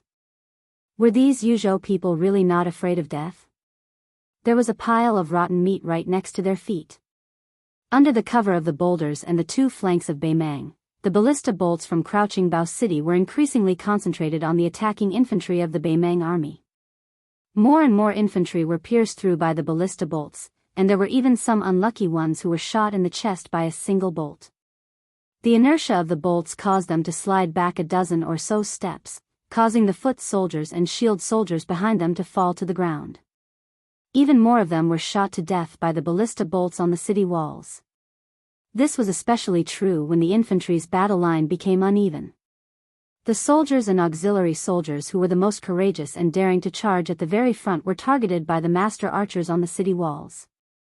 The ballista bolts weren't weak, but they were like a drop in the bucket in the face of the dense swarm of locusts. There was still no end to them. Like a swarm of black locusts, the slightly crowded foot soldiers did not care about the corpses and the wounded at their feet and continued to charge forward. A burly armored archer on the city walls drew his bow to the fullest. Just as he was about to shoot at a Baimang barbarian leader who was loudly giving orders to fill the trenches, an arrow pierced through his throat. His corpse was randomly dragged to the side, and the archer behind him quickly took his place. Continuously drawing the bow, especially to the fullest, would damage the arm the most. In the Yuzhou army, there were strict military orders regarding the distance between the enemy and the angle of drawing the bow, and when to use the crossbow was deeply ingrained in everyone's hearts. Crossbows followed by crossbows were the unshakable laws of Bailiang. Among them, crossbows first were ballistas, waist crossbows, and pedal crossbows. As one of the three cities at the mouth of the gorge in Yuzhou, Sleeping Bao City didn't have as many ballistas as Liangbei's Huda City. However, it wasn't that great General Yan Wenluan didn't have enough ballistas. It was just that the size of Sleeping Bao City limited the number of ballistas. However, in the previous exchange of fire, the Baimang army still suffered heavy casualties. At a glance, there were more than 100 enemy soldiers killed by the ballista bolts. Two of the Beimang generals who were holding the line were even shot to death by the ballista bolts due to carelessness. Presumably, these two Kiliarchs who were already extremely far away from the city walls would die with everlasting regret. After all, their craftsmen from the southern dynasty always said that their ballista bolts didn't lose to Bailiang in terms of range and strength. However, when they actually arrived on the battlefield, they discovered that this wasn't the case at all. Under the cover of the rain of arrows from the cavalry on the two wings, and even before the Beimang had fired their own ballistas, Sleeping Bao City's ballistas and waist crossbows had already been fired from the top of the city walls. If it weren't for the giant rocks from the catapults suppressing the rain of arrows from the top of the city walls to a certain extent, the soldiers of the Central Army would probably have died near the moat. Dismounting and sieging a city was something Northern Mang's warriors were the worst at to begin with. If they were fighting with their lives on horseback against Northern Liang's cavalry, then even if they were at a disadvantage, they still wouldn't feel any fear. However, without a horse to ride on, this really was a vexing matter. Fortunately, the soldiers in charge of attacking the city this time were all soldiers from the various border towns of the southern dynasty. They had always been a level lower in the Beimang army, so their lives, such as the elite cavalry on the two wings, weren't of much concern. A bearded Beimang general waved his hand, and the 600 catapults began to move forward, preparing for the second volley of rocks. They didn't want to destroy the city walls, but rather, they wanted to cut off the reinforcements on Sleeping Bao City as much as possible. Commander Yang Yuanzhan was determined to take down Sleeping Bao City, which had less than 6,000 soldiers. Moreover, the old general's request was to take down the city in one day. There was no lack of dissent in the commander's tent regarding this decision. Some said that the terrain outside Sleeping Bao City wasn't conducive to attacking the city. The infantry formation was too long and narrow, so it didn't make much of a difference whether they sent in 10,000 or 8,000. It was better to send them in batches and give Sleeping Bao City a constant pressure. Even if they couldn't take down the city in a day, they would be able to take it in 2 days at most, reducing the number of casualties. It was the son of the Zhong family, Zhong Tan, who was advancing with the catapults. In front of them were many self-made ballistas from the southern dynasty, as well as many scaling ladders and battering logs. There were also many siege towers that had yet to be manned by archers. Zhong Tan raised his hand to cover his forehead. Finally, Sleeping Bao City had no choice but to use light crossbows. Zhong Tan heard the constant stream of reports from the roaming cavalry. All he could hear was cold numbers, how many had died, and how many had been injured. In just an hour, more than 100 cavalry and more than 1,000 infantry had died, and this was before they had even scaled the city walls. They were all dead. All of them had died outside the moats. The furthest they had died was at the foot of Sleeping Bao City's walls. However, Zhong Tan, who could be considered one of the top sons of generals in Beimang, was surprised even by himself. He didn't feel too much emotion. Instead, he began to think of many interesting things, such as when he heard his father, Great General Zhong Shentong, talk about the early spring and autumn war. During the chaotic war between the 9 kingdoms, it was said that Liang had mobilized 60,000 cavalry to attack a majestic city of Donghua to the south. After 3 days of fierce fighting, they returned without any success. Afterwards, the entire country of Donghua celebrated, worshipping the general who had defended the country with only 10,000 men as a god. The Donghua emperor even issued an imperial edict to bestow upon him the title of Grand Tutor. Many years later, the people of Donghua finally realized that the soul-stirring defeat and victory of 70,000 men had only lost less than 600 men after 3 days of fighting. Chapter 1381. Zhong Tan sighed softly and gazed at the Yuzhou city in the distance. It could be said that it was the old master of Crouching Bao City who had stripped off the clothes and faces of the 8 kingdoms of spring and autumn step by step. He had turned the warm and affectionate war into a bloody tragedy from beginning to end. The number of deaths in battle grew higher and higher. From thousands to tens of thousands, then tens of thousands, until the Battle of West Rampart where people died every day and soldiers poured in every day. If it was said that Su Shao had taught the 8 kingdoms of spring and autumn what cavalry warfare was, then could it be said that after Su Zhao's death, he would teach Beimang what it meant to defend a city in the Central Plains? Zhong Tan narrowed his eyes. His infantry had finally begun to scale the city walls. The city walls of Crouching Bao City were like moths and ants. On top of the city walls, rolling stones, smashing logs, and scalding oil rained down. Ladders after ladders were toppled by long hooks. One by one, Beimang's soldiers who were scaling the city walls were shot down by a rain of arrows. After they fell, the unfortunate ones who hadn't died yet were trampled to death by the rest of the siege army. The Yuzhou archers and light crossbowmen who were blocking the Beimang soldiers from scaling the city walls were also shot down by the archers on the siege towers that were almost as tall as the city walls. They fell back one after another. In this kind of concentrated shooting, those who were skilled in martial arts and those who weren't were all going to die. The few master archers on top of the city walls who still had strength in their arms were targeted by the archers in the siege towers. They were all shot down like hedgehogs full of arrows. Beimang's siege methods were unscrupulous. When the battle was at a stalemate, they took advantage of every opening and aimed the ballistae at the empty spots on the city walls. They shot out stepping arrows that were no different from large javelins and nailed them into the back of the city walls in a row, helping the Beimang soldiers scale the city walls. As for the Beimang soldiers who climbed up like agile monkeys, they were all brave soldiers that Zhong Tan had carefully selected.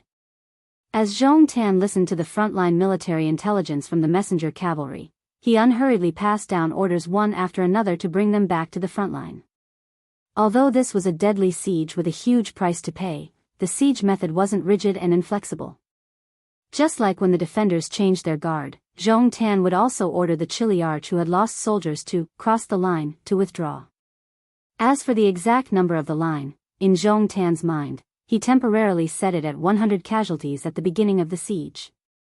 Once the 20 Kiliarchs and their 20,000 soldiers had experienced the first wave of siege, the second wave would increase the number to 150. If they didn't cross the line, even if they were surnamed Yelu or Murong, they would still have to brace themselves and continue. If they crossed the line, no matter how much they wanted to fight to the death, they would have to obediently withdraw. Zhong Tan didn't care how those Kiliarchs and Centurions didn't understand. In fact, he didn't need them to understand at all.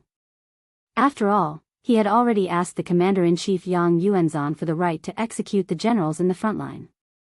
Whoever didn't agree with him could use their heads to disobey the military order. Zhong Tan subconsciously reached out his hand to stroke the soft mane on the back of his warhorse. This kind of command method of haggling over every detail as one's own arm was taught to the world by that white-robed general. However, most of the generals who imitated him only scratched the surface but not the essence. Firstly, they couldn't be as familiar with the fighting strength and tenacity of each commandant of the famous academies as that white-robed general. Secondly, the battlefield was constantly changing. If they deliberately pursued perfection in details, it was easy to pick up sesame seeds and throw away watermelons. What's more, the commander-in-chief would be as tired as a dog before the victory was decided. Not to mention the commander-in-chief himself, even the bannermen and messengers would have broken their arms and legs. Zhong Tan believed that he had learned more than scratched the surface, but he hadn't grasped the essence. However, Zhong Tan wasn't in a hurry. He still had to fight Wanhe and Xiaoguang City at the mouth of Yuzhou province. Furthermore, these two cities were bigger and had more guards. Zhong Tan's sitting posture was as steady as a rock. Occasionally, he would ask his maidservant Lu Daoxiang for a jug of water to moisten his throat. Otherwise, his throat would have long been smoking. The 20 Kiliarchs of the Middle Corps had all seen the scenery of the city wall at close range.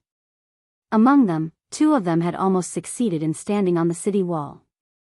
One of them was stabbed by 7 or 8 iron spears and smashed into a pile of corpses.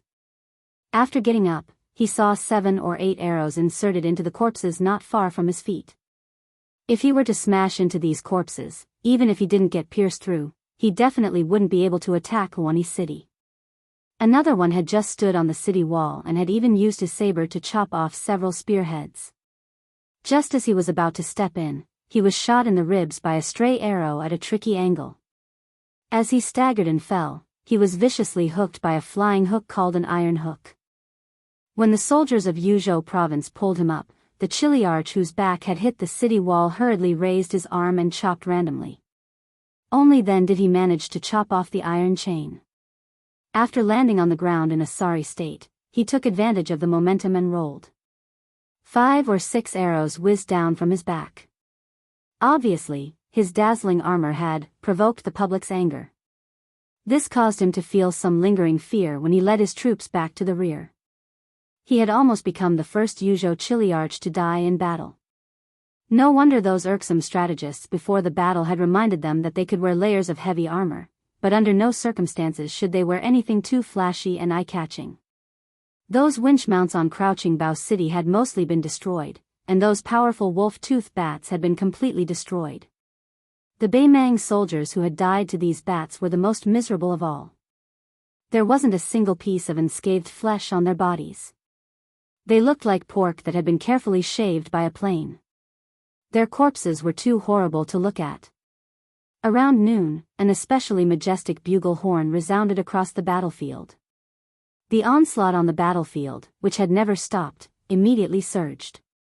Commander Yang Yuanzhan rode his horse to Zhong Tan's side, accompanied by a group of cavalry officers and 5 or 6 strategists dressed in embroidered robes.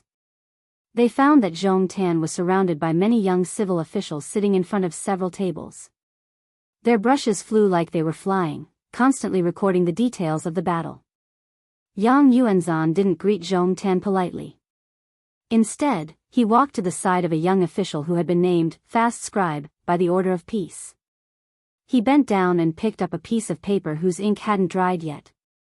His handwriting was a bit messy. After Crouching Bao City's wooden bats, there are several types of clay and brick bats. Their power is slightly weaker.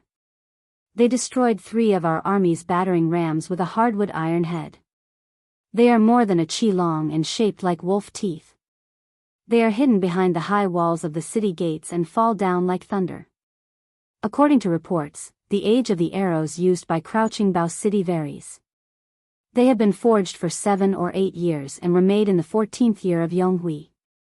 Yang Yuanzhan sneered, "What a good arrow that has been sharp for a long time. If this general has the chance, I will personally pass on these words to those Shijing officials in the Ministry of War. Let them open their eyes wide and take a good look." The fast scribe who had been implicated hurriedly stopped what he was doing. His face was full of fear and trepidation. He was afraid that one of the 13 great generals of Beimang would vent his anger on him, a small fry who hadn't even reached the official rank yet. The general gently put the paper back and smiled, "It's not your fault. You all did well.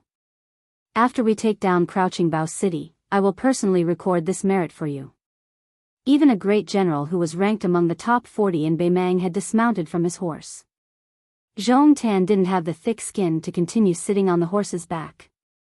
Although Yang Yuanzhan wasn't as highly regarded by the empress as Lu Gui, they were both generals of the Southern Dynasty. Compared to Zhong Tan's father, Zhong Shentong, Yang Yuanzhan was much more trustworthy than Zhong Shentong, not to mention his ability to mobilize troops.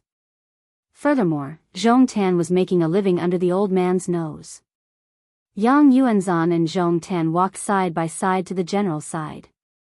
Zhong Tan said softly, "Previously in the Shijing imperial court, I heard a certain preceptor say something. At that time, my blood was boiling. Now that I think about it, I'm not so sure anymore." Yang Yuanzhan, who had just rushed over from the wounded camp, was a little unhappy. He frowned and asked, "What was it?" Zhong Tan smiled, "Bailiang is known to have the most guts in Liang. Let's break their guts and break their guts." Yang Yuanzhan asked, "What's wrong?" Chapter 1382. Zhong Tan pointed at Crouching Bao City with his horsewhip. Of course, this city can't become Xiangfan City, which sat on the fishing platform of the Central Plains for more than a decade. But even if Luanhe and Shiguan can't become Xiangfan City, what about Yuzhou? Is our Beimang really not going to accept a single soldier? Even if Xiangfan City doesn't appear in Yuzhou, what about Liangzhou, which has the most stable defensive line?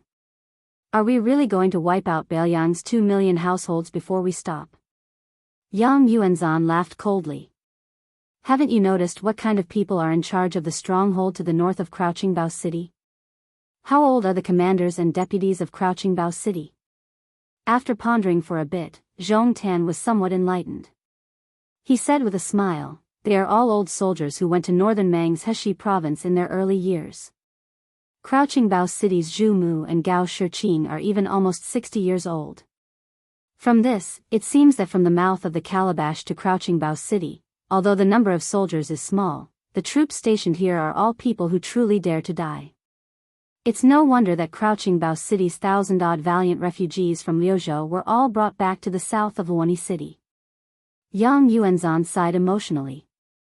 Yan Winluan's move is to retreat in order to advance. Those refugees from Liuzhou all held a skeptical and wait-and-see attitude at the start. Once they're the first to die at the Calabash defensive line in Yuzhou, we won't even need Beimang to summon them to surrender. They'll start a rebellion on their own and even implicate all the refugees who left Liuzhou, as well as the situation in Liuzhou. However, they'll first die at Crouching Bao City and Wuanhe City, and when the time comes, they'll retreat again and again until they reach Xiaoguang City. Put yourself in their shoes. What would you think if you were a refugee? Would you dare to fight? The answer is obvious. So many Yuzhou soldiers have died before it's their turn to walk onto the battlefield. Since they've come all the way to Yuzhou, why should they fear death? Zhong Tan, this is precisely where Yan Winluan uses her troops. Zhong Tan grunted in acknowledgement. Zhong Tan suddenly laughed and said, "The Chang and Rong tribes were especially valiant in their attacks on the city." It was unexpected. Yang Yuanzhan said calmly, "The order of peace announced that after Beiliang is pacified, the people of Beimang, who were originally divided into 4 classes, will have a 5th class, Liangren. Then, the Chang tribes, who are currently at the bottom of the hierarchy, will finally be 1 class higher." Although Zhong Tan knew about this, he still had a look of disbelief on his face. He asked, "Is this really possible? Is this enough to make people face death with equanimity?" Yang Yuanzhan said in a soft voice, "The Central Plains has many outstanding strategists. They don't fight against the strategists whom they assist wholeheartedly, so they have a graceful bearing that we can't imagine. Not to mention the emperor's preceptor whose surname was Yuan in Liang's capital, not to mention Nalin Yusi who was far away in Nanjiang, and not to mention the Tide Listening Pavilion's Li Shan, who had already died. How did these 100,000 refugees appear? How did they willingly submit to Beiliang? How did the Wu Castle of the Gourd Mouth come to be? How did they fight to the death against our army? How did Beiliang's pastures, rations, and soldiers move around to help Beiliang fight one country on one land?" Zhong Tan nodded. "Fortunately, we also have the order of peace." Yang Yuanzhan suddenly lowered his voice and said, "When you feel that we can break into the city, bring the elites and personally enter the city." Zhong Tan, who had never thought about this, was just about to refuse when Yang Yuanzhan said in a tone that brooked no refusal, "Beimang needs heroes." Ever since that loud horn sounded at noon, the walls of Crouching Bao City had become the gates of hell. People were dying at every moment, and the rate at which they were dying was increasing. The Beimang besiegers, who had already been replenished to 20,000 men, were switching out 1,000 men at a faster and faster rate. Even though Zhong Tan had already raised the limit to 200 men, he still couldn't slow down this astonishing rate. The only good news was that after these siege soldiers experienced the first 2 or even the 3rd siege, they became more and more clear on how to avoid the mud bricks, more and more aware of how to be a bit more vigilant, pay attention to the arrows that shot out from the corner towers. Many northern Mang soldiers who couldn't help but feel their legs go weak during their first siege, now completely forgot themselves as they carried their shields and rushed forward. They could already completely ignore the corpses below the city walls, ignore the howls and groans of those who were about to die.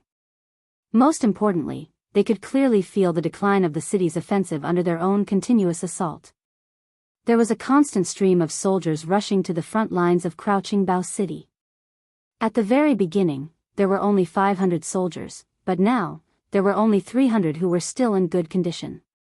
Then, there were less than 100 who were injured, and finally, there were 34 soldiers who had to run up the stairs at the sound of a single command. By the time buried Bao City Lord Zhu Mu, who was overseeing the tall city gate tower, arrived at the city walls, Deputy General Gao Shiqing had already led 200 personal guards to fight on the city walls for more than 2 hours. If it wasn't for the iron spear of this white-haired yet vigorous old general being incomparably powerful, if it wasn't for the fact that there were many outstanding experts among this deputy general's personal guards, the city walls should be filled with northern Mang barbarians right now. Below the inner city walls, the corpses of their fellow soldiers who didn't have time to clean up the mess piled up. In the end, the crouching Bao city guards could only hold back their tears and throw the corpses down. The corpses piled up like a mountain. Zhu Mu personally led 300 elite soldiers to support Gao Shiqing, slaughtering the 100 or so barbarians who had already jumped onto the city walls to engage in close combat. Zhu Mu wielded a cold blade in both hands, and the momentum of his blade was like a rainbow. 7 or 8 barbarians from the north were chopped in half by his blade alone. However, even if his soldiers managed to push back the ladders that had more than a dozen enemy soldiers to the ground, they still couldn't stop the bloodthirsty Beimang barbarians from climbing up the city walls one after another. Zhu Mu watched as Gao Shiqing, who was known as the Duke of Beautiful Beard, beheaded a Beimang barbarian who looked like a centurion, kicked the headless corpse, and sent another barbarian who had just climbed up the city walls with his blade flying down. Zhu Mu sneered loudly, "Old man Gao, why are you so useless? Didn't you want me to come back and retrieve that spear for you when it's almost dark? There's still more than 2 hours to go before it gets dark." Covered in blood, Gao Shiqing didn't make a sound. He stabbed a barbarian to death with his spear, then swept his spear across and swept away another barbarian who had jumped down from the top of the city walls. Half an hour later, the only cavalry in the city was the first-class cavalry of Yuzhou province, which consisted of 2 riders per person.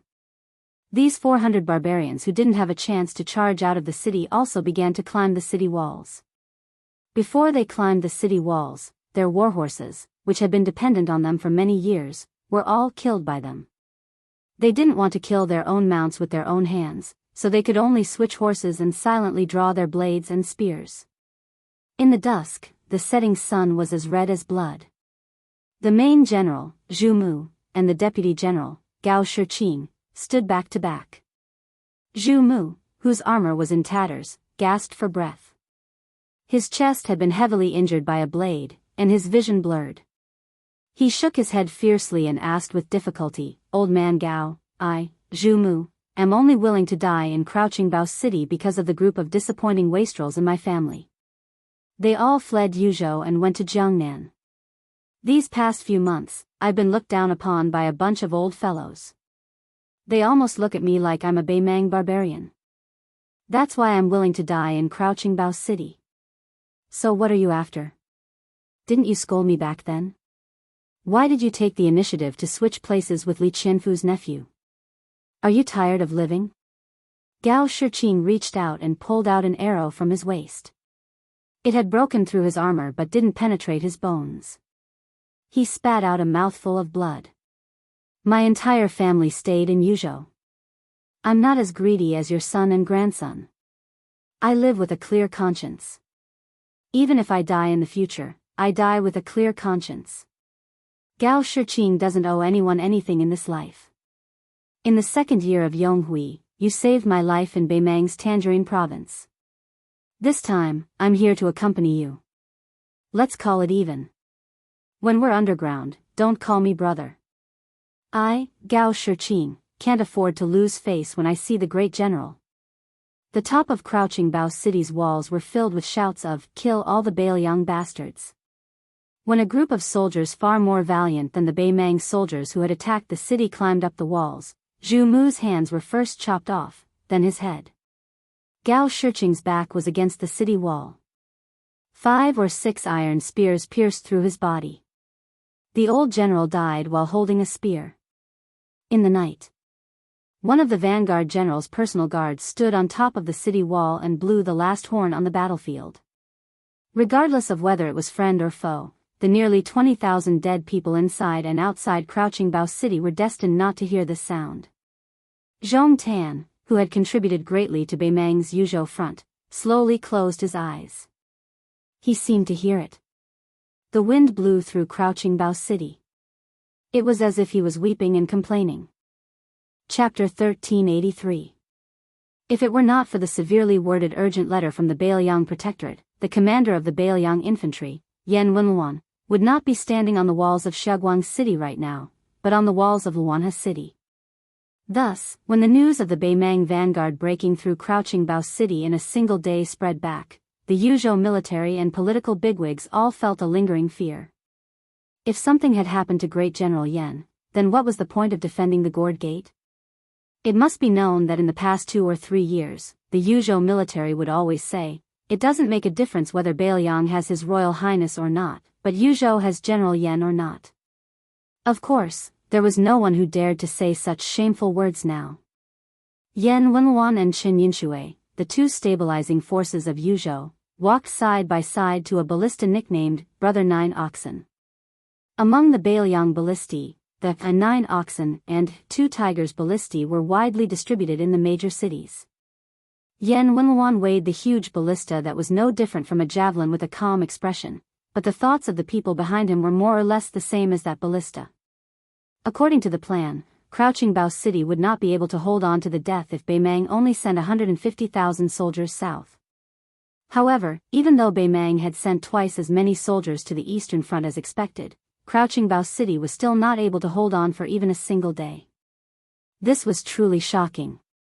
He Zhonghu, who was personally in charge of the military affairs of the 3 cities at the Gourd Gate, could curse Zhu Mu and Gao Shiqin to vent his anger, but the others did not have the guts or the heart to do so. After all, the 6,000 people of Crouching Bao City had already died in battle. The dead were the most important. Moreover, when had those people ever embarrassed the Yuzhou army? Huang Fu, she said with a complicated expression, Baimang's infantry not only has a large number of refined bows and crossbows, they also have a total of 600 catapults. First, they used 20,000 men to take turns attacking the city. Despite the heavy losses, General Zhong Tan still ordered them to replenish each chili arch with 1,000 men, and they fought until they broke through Lying Bao City. He Zhong suddenly sneered, "The Baimang barbarians are using Crouching Bao City to train their troops. Even an idiot would know that once these bastards break through Crouching Bao City, they'll definitely tear down half the city. When the time comes to attack Luanha, the catapults won't just fire 2 rounds." Yan Wenluan asked calmly, "Have the 800 cavalry in Wanhe City been recalled?" Huang Fuji nodded and said, "He's already on his way back to Shaguang City." No one had expected the Baimang barbarians to attack the city with such ferocity.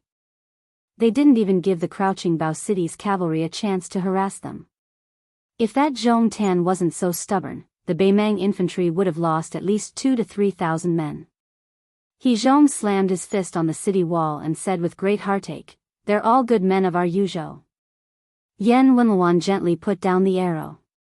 The Shaguang City Lord, Xia Qingshu, secretly swallowed his saliva and mustered up his courage to say, "Great General, because we moved the Liuzhou soldiers out of Crouching Bao City and Luanha City, a commotion has occurred in Luanha City." The moment this sensitive topic was brought up, everyone, including He Zhong and Huang Fuxi, looked at Yan Wenluan cautiously. Yan Wenluan's expression remained the same. She said indifferently, "A commotion? Aren't you making it sound too easy?" "What? You, Xia Qingshu, are related to Luanha City's Yang Tua by marriage, so you're helping him play dumb? If I remember correctly, the Hupong camp of Luanha City that threatened the great general with a mutiny is one of the few old battalions in Yuzhou. Their 2 captains were the trusted subordinates of Zhong Hongwu and Lu Yuanji. When Zhong Hongwu lost his position, that captain of ours removed his armor and resigned to show his loyalty. That's fine, since most of the soldiers under Zhong Hongwu's command are like that. However, Sun Shu, who was once old Lu's personal guard, shouldn't be so daring. Tell me, everyone present, how many of you are dissatisfied with me retreating the Liuzhou soldiers from the front lines?" No one on the city wall dared to breathe too loudly, especially Shaguang City's great general Xia Qingshu and his 2 deputies. They had already dropped to their knees, not daring to utter a single word of apology. He Zhong hurriedly tried to smooth things over, saying helplessly, "Look at what you're saying. You're already putting on such a pretentious front. Who would dare to speak the truth to you?" Yan Wenluan didn't say anything. He Zhong sighed and smiled at the 3 generals of Shaguang City. He said amiably, "All of you, rise." How many times has the great general said that a man's knees are not for kneeling to others? 2 of you have been to Mount Qingliang and met the great general before. When have you not been told to just cup your fists and salute? Yan Wenluan suddenly said, "Hupong camp, remove its name." With these words, even He Zhong's expression changed, to say nothing of the kneeling Xie Qingshu and the other 2. If the Beiliang old battalion lost a battle, or even won a battle but lost to the other old battalions, it would be as uncomfortable as being stabbed. As for removing its name, that would be even more uncomfortable than being killed. In Beiliang, even if all of the old battalions died in battle, they could still retain their name. In fact, all of the old battalions loved to compete with each other. Over the years, they would first compete to see who had killed the most enemies and whose battle prowess was superior. In the end, they would even compare the number of times their battalion had been wiped out. Moreover, the one who won in the last round would be very convincing. For example, the Xiandang camp, which was one of the oldest battalions along with the Lotus Seed camp, the Partridge camp, and the Horse camp, relied on this to win first place. For many years, they had called themselves the first old battalion. Even if they were a small soldier, they would always be arrogant when they saw the commandants or captains of other battalions on the road. As a result, there was a strange phenomenon in the Beiliang frontier army that outsiders could not understand. There was often a saying, "A captain in this life, a general in the next life." This meant that the leaders of the old battalions would rather be captains for their entire lives than be generals with a higher rank. If they wanted to be generals, they would rather be generals in their next lives. Removing the name of Hupong camp meant that there would be no more Hupong camp in the world. It meant that all of the efforts of the seniors who had died in battle and who had retired due to injuries would be wasted. In particular, the martyrs of the old battalions who had died in battle in other places would become lonely ghosts who would never be able to rest in peace in the eyes of the Beiliang frontier army. Yan Wenluan tilted his head and lightly spat on the ground. He still spoke in a lukewarm tone. "What kind of bullshit is this? Compared to those old battalions in Liang province, they're 10 streets behind." The old general left Xiaoguang city just like that. Huang Fuxi's expression was strange, but he could not leave Xiaoguang city for the time being. He could only silently send off this infantry commander to the outskirts of the city before rushing back to the city walls. Sure enough, no one had left. They did not move at all. Xie Qingshu and the other 2 were still kneeling with their heads lowered. He Zhonghui, who had always been good-natured and easy to talk to, suddenly had a frighteningly gloomy expression on his face. Lu Zhonghui, the deputy general of Xiaoguang city, as well as the commander of another old battalion, this middle-aged general with more scars than his son, was actually sobbing like an aggrieved child. Lu Zhonghui's cavalry blocking camp was precisely the old battalions that Yan Wenluan had single-handedly created. Back then, the roads in western Shu were rugged, making it unsuitable for the Su family's cavalry to gallop through. The cavalry blocking camp, which had already displayed its brilliance during the Battle of Western Rampart, had made even more contributions. They were known as the cavalry blocking camp. Even the vanguard general Chu Lushan, who had led a 1,000-man army into Shu, had not been stingy with his praise. Yan Wenluan's bullshit wasn't some sarcastic remark, but a slap to his own face as the commander of Beiliang's infantry. He Zhonghui suddenly placed his hands on the city walls. With his back facing everyone, he said softly, "How can he not be sad that Crouching Bao City is gone? In all of Beiliang, if old Yan doesn't feel sorry for Calabash City, who would feel more sorry for him?" Not only Calabash City, but all of the Yuzhou infantry were personally trained by him. Is he really willing to let our Yuzhou soldiers die before the Lu province soldiers? That's impossible. Right now, the tens of thousands of Lu province soldiers on the border of Yuzhou, as well as those from Liangzhou, including the locals of Liuzhou, and those who have taken root in Lingzhou, are all watching us. He Zhonghui took a deep breath and said sternly, "Send an order to Luanhe City. Tiger Pouncing Camp is to be stripped of its name. Lieutenant Sun Shu and the other captains are to be allowed to participate in the defense of the city. If they feel that this rebellion isn't enough to vent their anger, then fine. If they have the ability, then go and kill Luanhe General Yang Qiu." At worst, I, He Zhonghui, will personally lead the troops to quell the rebellion. Xie Qingshu clenched his teeth and said, "This general begs the great general to allow the soldiers of Tiger Pouncing Camp to redeem themselves. Give them a chance to take back their old name." He Zhonghui suddenly turned around and kicked the Sunrise City Lord away. Do you think that Yan Wenluan is the only one who is angry at Luanhe City at such a crucial time? Do you think that the 600 Li urgent letter only told our great General Yan not to personally take the risk?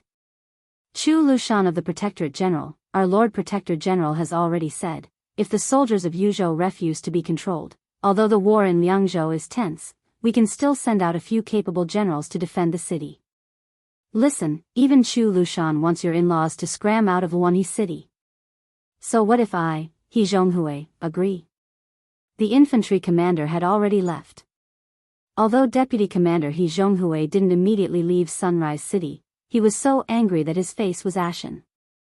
He quickly walked down the city walls. Huang Fushi, who was following behind He Zhonghui, asked, "Will it be too much?" He Zhonghui waved his hand and said heavily, "Our Yuzhou army isn't that delicate."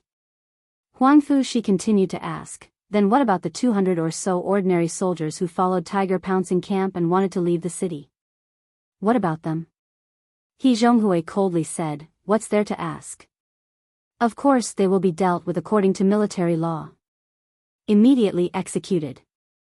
Huang Fushi looked at his back and continued to ask, "General He, I'm asking about their family members in Yuzhou. What about them?" He Zhonghui suddenly paused. There was a long silence. Chapter 1384. Huang Fushi said softly, 200 or so people, this general will consider all of them to have died in battle. If Mount Qingliang and the Protectorate ask about it in the future, I will take responsibility. He Zhong suddenly turned around. Huang Fushi, what are you planning? Huang Fushi smiled but did not say anything.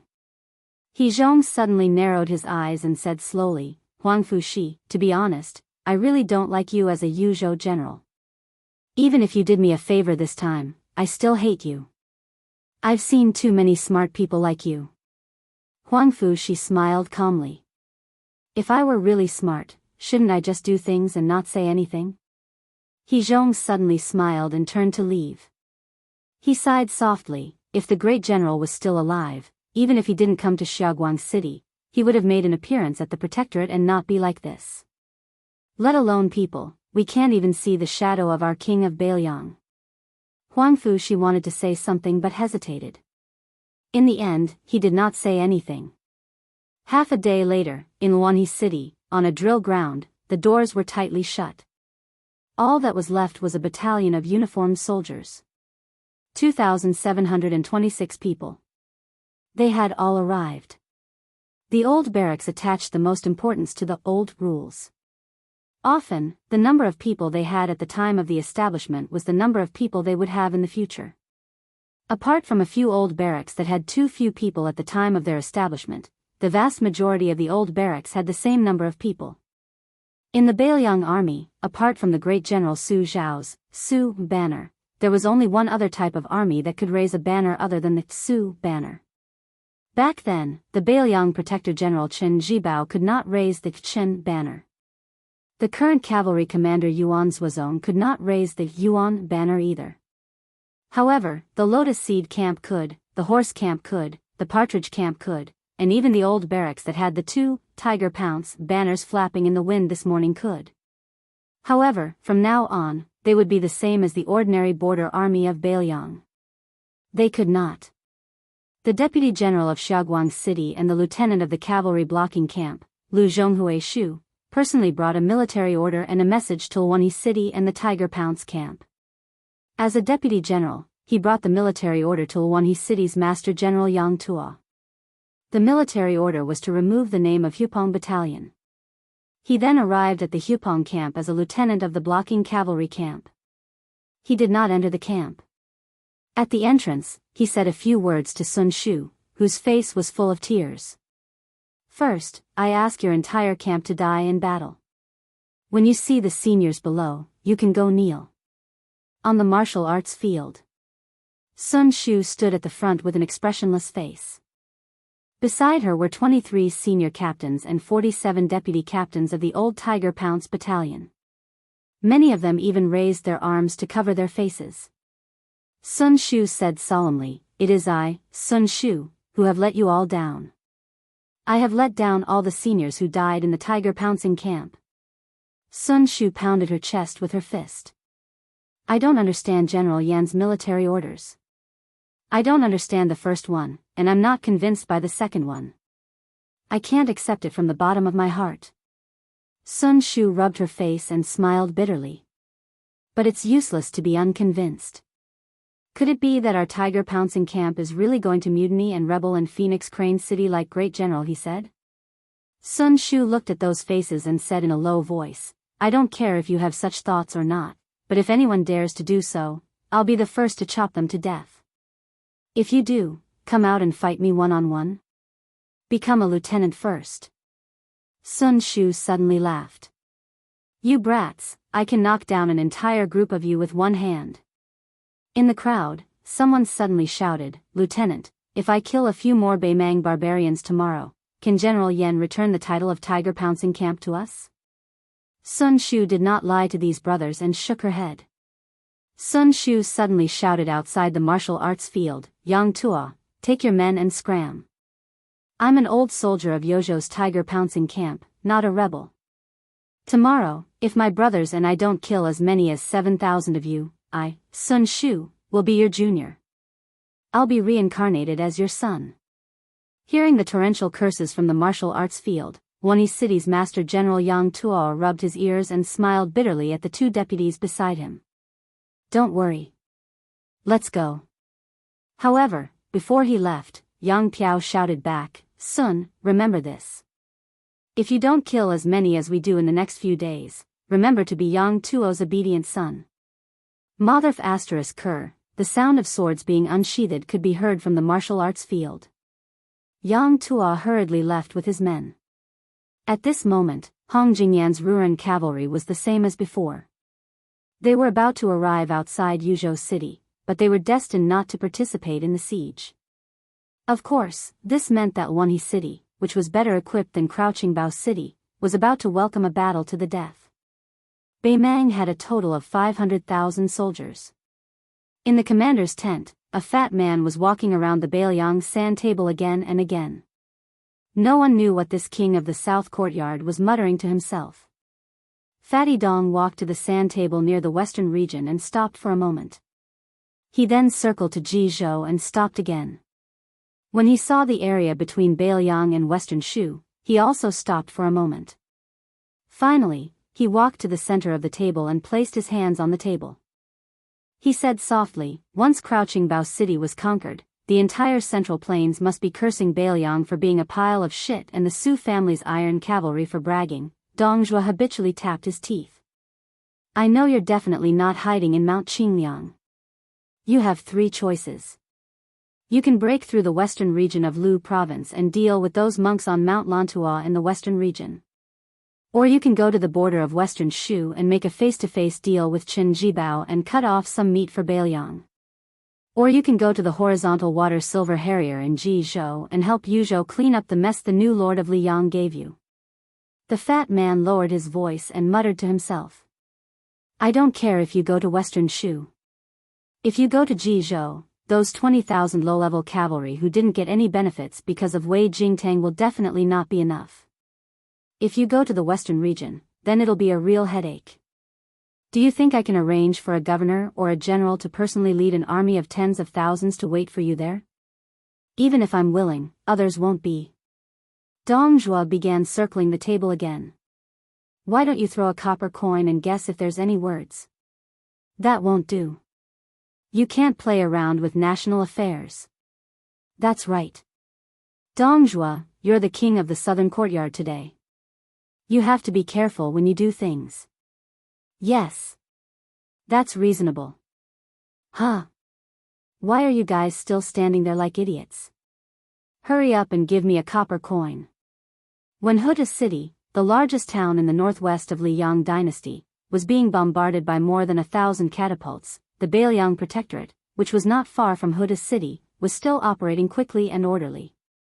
The Protector General even had the leisure time to sit in front of a sand table that included the terrain of Yu River and Ji provinces, taking the time to pay attention to the battle that was about to unfold in Wanha City. The Yuzhou army didn't care much about the movement in Wanha City, treating it as a local general acting on impulse, but those who had the qualifications to stand in the main hall of the Protectorate knew that Protector General Chu wanted to kill. If not for the words of Su Weisheng, who had yet to leave this place, Chu Lushan really wouldn't have cared about whether or not Yan Wenluan would be humiliated. He would have already sent people to Wanha City to take over the border. For this reason, the deputy commander of the infantry, great ancestor Gu, had already argued with Chu Lushan. Many other great generals, including Zhou Kong, had been forced to act as mediators. Chu Lushan stood in front of the sand table, his hands clasped together as he lightly patted the back of his hands. This wasn't just a matter of military talent. The position one stood in would also affect the way a general on the battlefield thought. General talent and commander talent only differed by a single word. They seemed to be very close, but in reality, they were as far apart as the clouds and mud. Su Weisheng sat on a chair, a thick blanket covering his knees. Yuan Zuozong was present, as was Qi Danghua. Chapter 1385. Interesting. Even though they had different surnames, they were still one family. Su Weisheng gazed at the sand table and said softly, "Judging from the losses we suffered at Hidden Bao City, even if Yang Yuanzhan's method is very Central Plains, he'll still be able to take down 150,000 or even more Beimang with only 40,000 men. After all, this battle will only get more and more difficult." However, the top generals on both sides are well aware that Xiaoguang City will be a turning point. After taking down Sunglo, once Yozhou's gates are wide open, Northern Mang will have even more tactical options. Whether it's a cavalry battle, a foot battle, besieging a stronghold to strike back at reinforcements, specifically targeting Yozhou's limited cavalry, or even directly abandoning Yozhou's cities and focusing on supporting their central line main army. Qi Danghua said softly, "If only Beimang had taken the bait from the start and attacked Liuzhou with all their strength. Their supply lines would have been filled with holes." Su Weisheng shook his head. If they really wanted to attack Liuzhou, it wouldn't be a matter of supply lines anymore. Dong Zhuo and that peace magistrate have the ability to turn their supply lines into bait and lure us in. Yuan Zuozong nodded. With 1,000,000 troops pressing down on the border, it can be said that half of Beimang's southern court is cutting off meat for the sake of smooth supply lines. In truth, it's not just the southern court that's bleeding heavily, mobilizing no less than 1,000,000 cows and sheep. Orange and West prefectures have also been mobilized. Following Northern Court King Tuoba Bodhisattva's resolution, he's starting to lead his troops down Liuzhou. Beimang is basically using the power of the entire country to fight this fierce battle. Even if we want to launch a surprise attack, it can't be called a surprise anymore. Chu Lushan, who had been randomly looking around the sand table, suddenly stared at a certain spot at the mouth of the gourd and muttered to himself, "What if?" Qi Danghua couldn't understand at all. Yuan Zuozong was in deep thought, quickly weighing the pros and cons. Only Su Weisheng directly rejected the idea. "No, it's too risky. This is seriously contrary to Beiliang's original strategy." The confused Qi Danghua turned around to look towards Yuan Zuozong, who was also a great general's adopted son. The latter chuckled and said, "The true significance of the Calabash opening's existence, apart from the surface depletion of Northern Mang's military strength, has an even deeper special meaning. The Calabash opening is blessed by the heavens in terms of its territory, not only for Yuzhou, but for all of Northern Liang." At the time, Foster Father and Sir Li had prepared for the worst. If Liangzhou was breached, then there were 3 paths of retreat.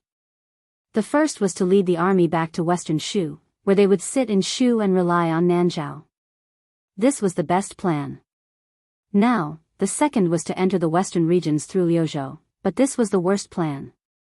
After all, we did not have a stable foundation in the western regions. The third plan of retreat was to defend the west and north of Yuzhou to the death. If necessary, we could hold both Hezhou and Jizhou in our hands. Regardless of the feelings of the Liang imperial court, Beiliang would forcefully pull out another horizontal battle line. The key point of this strategy was to treat Calabash Mouth as Xiangfan's city of the Central Plains.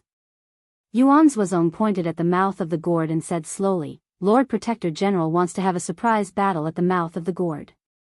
He wants me or General Zhou to lead the elite cavalry to the mouth of the gourd and swallow Yang Yuanzhan's army in the west. In this way, Liangzhou and Liuzhou, which were already lacking in forces, would become even more powerless. But if we were lucky enough to succeed, the risk would be great, but the benefits would be great as well. Su Weisheng said in a low voice, there is no such thing as luck in the world.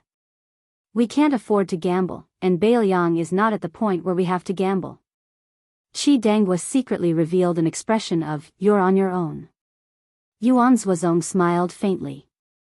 Chu Lushan thought for a while and said, the worst-case scenario for Beiliang is to make Beimang hand over 600,000 soldiers, even if we have to risk everything.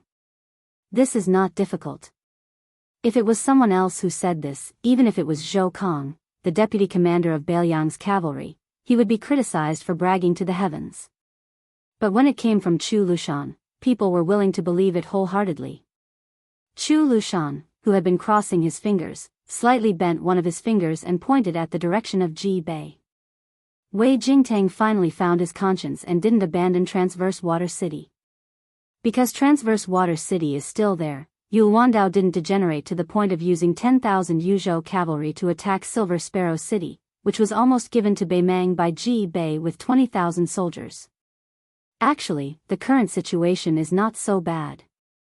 At least Gu Jiantang didn't yell at Beimang's westernmost border army, brothers, you should go and attack Yuzhou now. Don't always look at me affectionately. If you leave, I, Gu Jiantang, promise that I won't see anything. Also, that Emperor Zhao from Liyang hasn't asked the Ministry of Revenue to allow Beiliang's people to change their household registration. He hasn't asked Hezhou and other places to open their doors like prostitutes, refusing to accept Beiliang's money and even paying for it. Yuan's Wuzong coughed lightly. He also realized that it wasn't appropriate to say this in front of Su Weisheng. Chu Lushan chuckled, and the fearless Protector General hurriedly changed the topic. I don't really know how to play chess. Well, if I play 100 games with foster father, I can still win 100 games. Qi Danghua rubbed his chin and smiled knowingly. After joking around, Chu Lushan continued, Wei Jingtang and Transverse Autumn City are variables. We're just as unprepared as Beimang. Let's see who can seize the opportunity. Besides, His Highness is also there. This time, Su Weisheng flew into a rage. He directly called out his name and scolded, Chu Lushan. Did you eat a bear's heart or a leopard's gall? Qi Danghua was given a fright and felt like he was falling into the clouds. Yuan's Wuzong softly said, it's too risky. Even if His Highness leads the cavalry of the hidden Wandao to break through the 20,000 Beimang light cavalry that traveled a long distance without any support, they might stop there. At most, they'll head west and fight a few small battles. But if we send out additional troops, we'll be forcing His Highness and the 10,000 Yuzhou cavalry to fight a major battle outside the mouth of the gourd. And right now, Hong Jingyan's Ruren cavalry has yet to move. The Yuzhou army is separated by half the mouth of the gourd. Even if our cavalry joins up with His Highness, it's still too risky. This risk is even greater than me leading an army to the mouth of the gourd to eat Yang Yuanzhan. No. Chu Lushan uncrossed his fingers and raised his arm. He rubbed his eyebrows with his 2 index fingers as he stared at the mouth of the gourd. Do you think that I'm forcing His Highness? No, it's His Highness who's forcing us. Chu Lushan picked up a bamboo pole and fiercely poked the mouth of the gourd on the sand table. With a ferocious face, he said, His Highness wants to tell Yuzhou and Beiliang that during the war, he, the king of Beiliang, Su Fengnian, will be here. Su Weisheng seemed to want to stand up. After struggling for a while, he sat down quietly, closed his eyes, and bit his lips in silence. Yuan's Wuzong smiled happily. He squinted his phoenix eyes and exuded a strange elegance. This was the first time he had not concealed his long-dormant sharpness since he became the commander of the Beiliang cavalry. Then let's do it. After Su Weisheng opened his eyes, he calmly looked at Bailiang Governor-General with a sharp gaze. Huta's city can be defended for 40 days? Su Weisheng looked at the three and said in a low voice, if we can't do it, none of our soldiers will be able to leave the border of Liangzhou. Chu Lushan snorted, at least. Before Su Weisheng looked at him, White Bear Yuan Zhuozong only showed her his back that was already far away. After crossing the threshold, Yuan Zhuozong, who always paid attention to his appearance, stretched himself and shook his neck. After doing all this, Yuan Zhuozong quickly walked out of Bailiang Governor-General's house. On the same day, a cavalry of 10,000 quietly left the station. The 300,000 cavalry of Bailiang were the best in the world. And this cavalry was the Bailiang army. The Great Snow Dragon Cavalry. A cavalry of 6,000 showed up outside the mouth of the gourd. The leader was wearing armor, holding a spear and a cold saber. Chapter 1386. Before Su Fengnian met with Wei Jingtang, the general of Horizontal Water City, Yu Wandao's Yuzhou cavalry had already engaged the 20,000 Mang cavalry. The Mang cavalry was a light cavalry that was temporarily transferred from Gu Jintang's eastern front. Their original intention was to launch a swift assault and to devour both Horizontal Water City and Gu Jintang's Silver Harrier cities, which were isolated outside the Great Wall. With that, they would be able to squeeze the 10,000 Yuzhou cavalry into Jibei. At that time, the Yuzhou cavalry would run out of food and fodder, and the left wing of Bei Mang would naturally return empty-handed. However, because of the existence of Wei Jingtang and Horizontal Water City, the Yuzhou cavalry did not dare to recklessly march south. When their scouts found out that Silver Harrier, which was further west, was different from Hengshui City, they had already retreated as promised. The two generals, who were originally flying into a rage, calmed down and had a discussion. They came to the conclusion that they could abandon Hengshui City and occupy Silver Harrier, which would still be able to intimidate the Yuzhou cavalry to a certain extent. However, the opportunity on the battlefield was fleeting. After they stopped at the north of Horizontal Water City for a day, when their exhausted army of 20,000 charged towards Silver Harrier, they were ambushed by 5,000 Yuzhou cavalry from the side about 100 miles away from the border city. The two generals and Yu Wandao both knew that both armies were exhausted, and the key was to see who would snap first. When the Yuzhou cavalry learned that Silver Harrier had been abandoned, their deputy general suggested a quick return. It was at this moment that Yu Wandao's stubbornness was fully displayed. He insisted on fighting a fierce battle before Bei Mang obtained the two border cities, even at the cost of damaging the horses' stamina and causing a large number of cavalrymen to fall behind. Although the two deputy generals, who had a steady personality, disagreed with him, but the instinct of Bailiang's soldiers to strictly abide by their orders made the two generals unable to disobey Yu Wandao's bold decision. In the end, after the Yuzhou cavalry had marched for 500 miles in 3 days, they were gradually divided into 3 groups of cavalry. Yu Wandao, who had better horses and stronger cavalry, personally led the vanguard of 5,000 cavalrymen and finally arrived at the battlefield in time. Like a sharp arrow, they pierced right into the ribs of Bei Mang's army without any warning, completing their strategic goal of fighting a battle outside of Ji City. With the sudden intrusion of the Yuzhou cavalry, the Bei Mang cavalry was caught unprepared and brutally penetrated their formation. After that, the Yuzhou cavalry even broke the formation of the Mang cavalry, causing them to lose contact with each other. As the two flustered and exasperated generals were sent to Ji province, they must be the brave and valiant generals who were good at fighting on the eastern border of Bei Mang. Although the situation was not favorable for them, they were not going to just sit there and wait for death. In a battle where a large number of cavalrymen were involved, the death of several thousand men was not a small number. However, once the battle was turned into a pursuit by one side, the death of over 10,000 men would be considered a small number. As a result, the two generals who each led over 10,000 men decided to surround the 5,000 Yuzhou cavalry like dumplings. Although they were destined to win, the result would still be miserable. However, compared to the result of the Yuzhou cavalry killing over 10,000 men, it was definitely much better. However, the penetrative power and destructive power of Yuzhou's 5,000 cavalry left all of the northern Mang cavalry's 1,000 men commanders trembling in fear. In the three clashes, even though it could be said that Yozhou's cavalry relied on surprise attacks to seize the advantage in numbers, more than 2,000 Northern Mang cavalry died on the spot. This still left the Northern Mang cavalry speechless. The elite cavalry armies on the Liang-Tu expanse's border that had experienced many battles only had this type of ability at most. Yul Wandao did not lead the 5,000 Yuzhou cavalry into a fierce battle. Instead, after a few successful assaults, he intentionally or unintentionally moved the battlefield further west. Both generals weighed the stamina of their own cavalry, and found that the gap between the two armies had a slight deviation in tactics. The cavalry at the back of the Beimang cavalry wanted to change their horses and fight again, while the cavalry closer to the Silver Harrier cavalry would chase after them. Actually, this deviation was based on the difference in the number of soldiers that both sides had sent into the battlefield. In fact, it was not a fatal mistake for the Beimang cavalry. Although the Beimang cavalry had suffered heavy casualties, there were still over 8,000 Yuzhou cavalry in front of them. With their decisive pursuit, not only could they catch up with the Yuzhou cavalry, they could also join forces with the cavalry at the back and fill up the gap, forming an absolute advantage in terms of numbers. However, when the second cavalry of over 3,000 Yuzhou cavalry arrived on the battlefield, it had messed up the Mang cavalry's plan.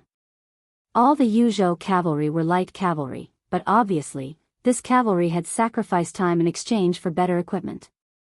The 8,000 Beimang cavalry who were chasing after Yul Wandao's cavalry at the same level as the front line of Ji North were smashed by this Yuzhou cavalry.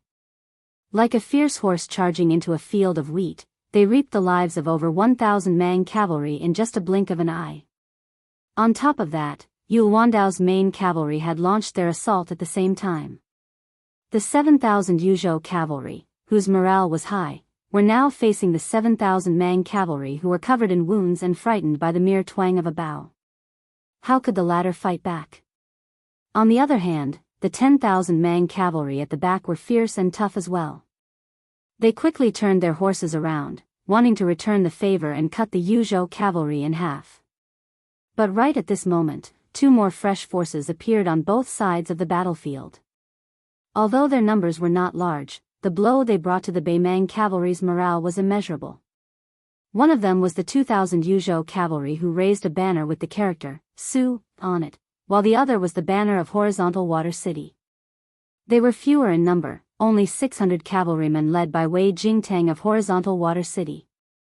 However, that Northern Mang great commander at the back of the battlefield was already terrified to the extreme, naturally feeling the urge to retreat.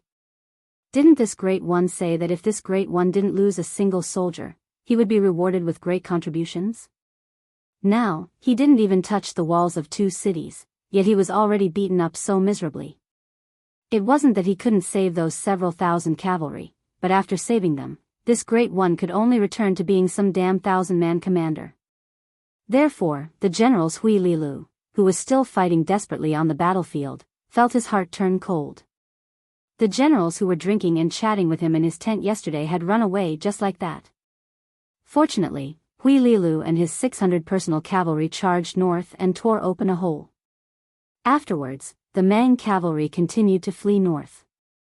On purpose, Yul Wandao did not even look at Hui Lilu and the 3,000 Mang cavalry behind him. Instead, he gazed into the distance, staring at the other Beimang generals, Lang Xin, who was slowly retreating. He purposely left that hole. If Lang Xin and his 10,000 cavalrymen were determined to fight to the death, Yul Wandao's Yuzhou cavalry would only have 2,000 to 3,000 left. This was not because Yul Wandao feared a battle to the death.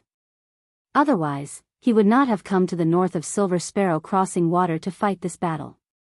Instead, he used his Yuzhou cavalry to fight to the death against the 20,000 men that Gu Jiantang should have taken care of. This was completely meaningless to Bailiang. However, while it was meaningless to exchange one life for 2 or 3 lives, it did not mean that it was meaningless to exchange one life for 10 lives. That was why Yul Wandao purposely had Hui Lilu bring his 3,000 crippled cavalry that were in complete disarray to bring disaster to Lang Xin's 10,000 cavalrymen.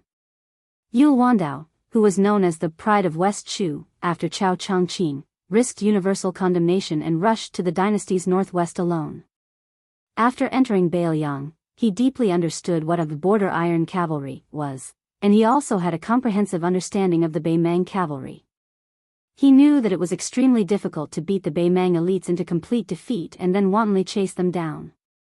However, if he could bring disaster to the north, then there would be a chance. In fact, Yu Wandao did not even need to make any specific arrangements. When he and his 800 cavalrymen took the lead in chasing after Huililu's 3,000 cavalrymen, another 2,000 cavalrymen who were temporarily unkillable caught up with them. Together with the 600 cavalrymen from Horizontal Water City and the 2,000 Yuzhou cavalrymen who were the last to enter the battlefield, they all began to charge northward. After Huililu brought his remaining cavalrymen and fled northward, Lang Xin, whose face was livid with rage, had the urge to slaughter all of them when he saw those bastards charging at him recklessly. However, when he saw those Yuzhou cavalrymen who took out their light crossbows and leisurely shot at Huililu's cavalrymen, or when he sped up, he did not even need to exert any force with his saber.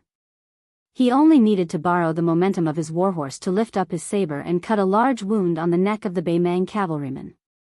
It was an easy and effortless move, but it was definitely enough to kill them all.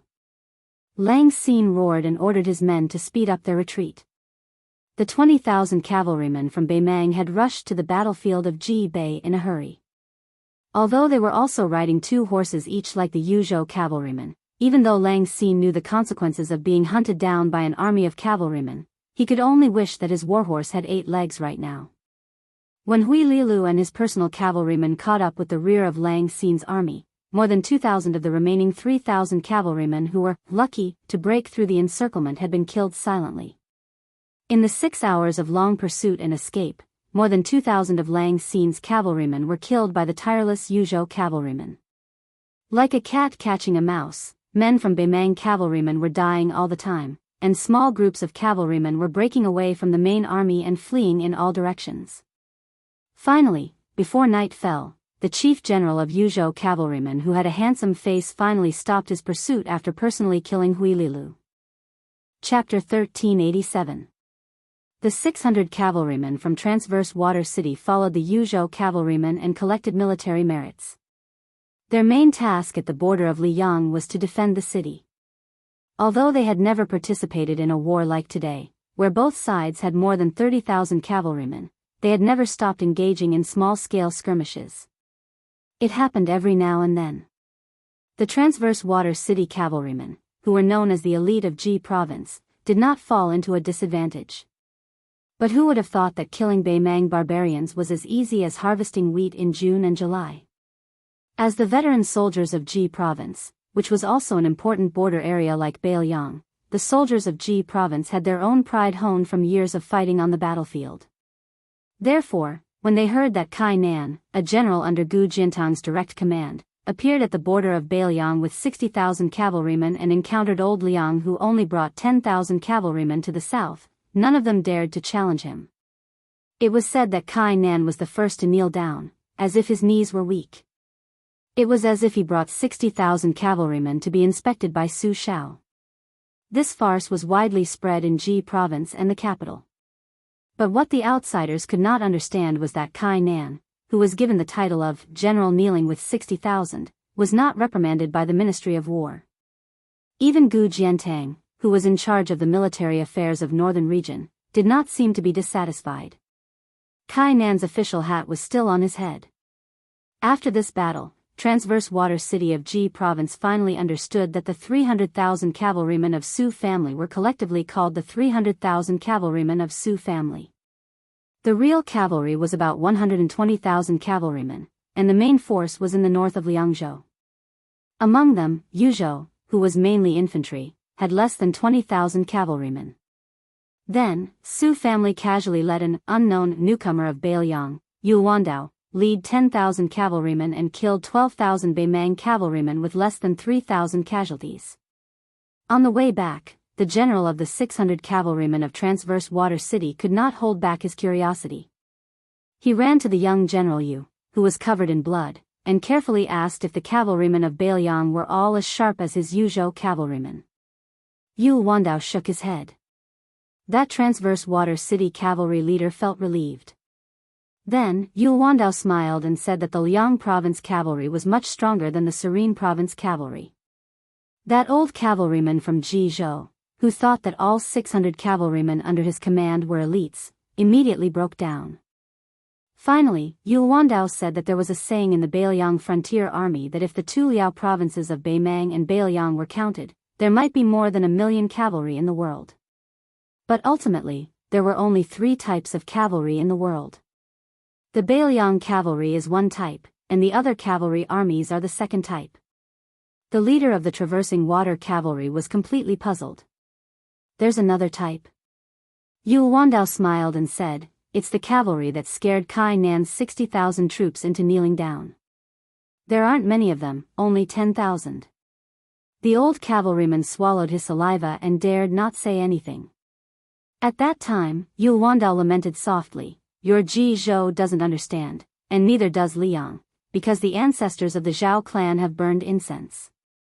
The leader of the traversing water cavalry dared not say anything. Around the 600 cavalrymen of Hengshui were the Yuzhou cavalry that remained silent regardless of whether they were fighting on the battlefield or returning victorious. After Su Fengnian, wearing the root-like mask, secretly met with Wei Jingtang, Yul Wandao, who was waiting outside traversing Water City, personally accompanied Su Fengnian back to Silver Harrier. At this time, the Yuzhou cavalry had openly entered the city and taken over all military affairs. Sure enough, the battlefield was the best whetstone. Yul Wandao, who was previously only eye-catching because of his overly handsome appearance, was still extraordinarily handsome. However, there was already an iron-blooded and cold temperament on his body that was completely natural. Su Fengnian said softly, the situation at Gourd Mouth in Yuzhou is not optimistic. 10,000 against 20,000. 12,000 killed and no more than 3,000 casualties. This great victory of yours is a timely reign. You can also remove that part of your title as a general. In the future, no one in Yuzhou will question your ability to lead troops. This battle between the two armies might even be regarded as a classic battle by future militarists. Yul Wandao said calmly, but a victory like this that doesn't affect the overall situation. Su Fengnian shook his head and said, although the Liang imperial court will turn a blind eye to this and will even purposely suppress the situation in Jibei, this is good news for Beiliang. The defending army of Yuzhou also needs a victory like this. Yul Wandao frowned, we don't lack war horses and provisions. However, only 6,000 of the 10,000 cavalrymen can mount an assault on Gourd Mouth. However, each of them can ride 3 horses. But the problem now is that not only does Beimang know our intention, they can also make countermeasures. I'm afraid that Gu Jiantang will continue to turn a blind eye to this. Besides, Wei Jingtang will soon lose his official position. Yuan Tingshan, who is in charge of Jibei, can even send the 6,000 private soldiers of Li family from Yanbao to defend against horizontal water silver harriers. When that happens, Wei Jingtang will have a hard time defending horizontal water city. The imperial court in Jibei will not give him this chance. Su Fengnian, who had been patiently listening to Yul Wandao, suddenly turned his head and looked at this young general with the least experience in the Yuzhou army. He smiled and said nothing. Yul Wandao, whose lips were dry and bleeding, turned his head. He thought something was wrong and subconsciously touched his face. Su Fengnian retracted his gaze and said with a smile, Yul Wandao, Yuzhou needs a general like you who can win tough battles and also understand the rules of the imperial court. Yul Wandao hesitated for a moment, then said seriously, I'm glad to see your highness in Jibei. Su Fengnian nodded and said, Jibei is not Beimang's territory. Let Li Yang do whatever he wants. Too bad Wei Jingtang will never agree to return to Yuzhou with us, or I would have tied him up. If that's the case, let's take a short rest and recuperate. Then, we'll go to the mouth of the calabash. Yul Wandao nodded and said with a deep voice, when the battle ended, I've already sent out 400 scouts. On one hand, it was to prevent those scattered Beimang cavalry from causing any trouble, and on the other hand, it was to keep a close eye on Gu Jintang's eastern front. Judging from the news we've received in the past 2 days, Lang Xin's remaining troops have lost their determination to fight. They are only thinking about how to explain the crushing defeat to the general of Beimang's eastern front. Even if Beimang dares to send more soldiers into Ji Bei and give their warhorses an extra pair of legs, these barbarians will never be able to catch up with our pace. Yul Wandao quickly added, but there are still a few famous generals in the eastern front of Beimang. The Emperor of Beimang has to go on a tour throughout the year, and according to the seasons, his royal tent is called Jibu. For young men from Beimang are given this honor. Tuoba Bodhisattva's eldest son is Chun Jibu, who has just become the leader of the Southern Dynasty's strategist. Zhong Shintong's son is Xia Jibu, the general of Yozhou's vanguard. As for the eastern front of Beimang, there are two Jibu, Qiu and Dong, who are outstanding generals that Hui Lilu and Lang Xin can't compare with. If one of them comes with an elite cavalry, it will be much more troublesome. Speaking of this, Yul Wandao, who always gave the impression of a cultured and refined general, could not help but curse. Does Gu Jiantang's eastern army only know how to eat shit? Su Fengnian could not hold back his laughter and said, that's enough. Li Yang has always been like this. Don't expect any icing on the cake. No matter what we do, we always plan to hit them when they are down. Amidst the twilight, Yul Wandao nodded with a gloomy face. Late that night, Su Fengnian, who had never revealed his identity, received a spy report from Hai Dongqing. He asked Mi Fengjie to find Yul Wandao, who had yet to take off his armor and rest. He told him that Wugong City was breached by Beimang's vanguard in just one day. Yul Wandao hurried to a side courtyard of the Silver Harrier General's mansion where Su Fengnian was temporarily staying. Su Fengnian was sitting on a stone bench. When Yul Wandao came near, he raised his head and said, "We will depart tomorrow morning with the 6,000 cavalry. The other 1,000 or so soldiers who are more heavily injured will stay in Silver Harrier for the time being. Whether Beimang's reinforcements come or Yuan Tingshan's tripping, we will leave Silver Harrier and return to Yuzhou." Yul Wandao nodded. This general will give the order immediately. Suddenly, a voice came from behind him. "I will accompany you out of the calabash." Yul Wandao turned around abruptly. His expression was extremely complicated. There was shock, worry, and even more joy. Su Fengnian waved his hand. Mi Fengjie waited until Yul Wandao left the courtyard before asking worriedly, "Your Highness, is this really appropriate?" Su Fengnian did not say anything. He closed his eyes and rested until dawn. At dawn, Su Fengnian opened his eyes. For some reason, Yul Wandao came to the courtyard with a heavy expression. He seemed to be asking for forgiveness, saying that the army might be delayed for 2 hours. Su Fengnian asked him what was the matter. Yul Wandao looked like he wanted to say something, but he did not. Su Fengnian frowned as he stared at the young general who shone brilliantly in the Battle of Ji Bei. Whether it was the rash advance of the army when they galloped for hundreds of miles, or the forced order in the army, or the timing and angle of the attack, or the freedom of the enemy's cavalry to escape from the battlefield, or the final pursuit that expanded the victory, the Pride of Yu family had proven that even in Beiliang, where famous generals gathered, there was still a place for Yul Wandao. Since Yul Wandao did not want to say the reason, the furious Su Fengnian decided to follow Yul Wandao and see for himself. Su Fengnian, Yu Dilong, Mi Fengjie and Fan Shaochai, for riders, followed behind Yul Wandao and 2 deputy generals, 20 riders, led by a Yuzhou scout, galloped wildly out of the city toward the northeast direction for an hour. Chapter 1388. Along the way, there were villages and forts that were in a mess.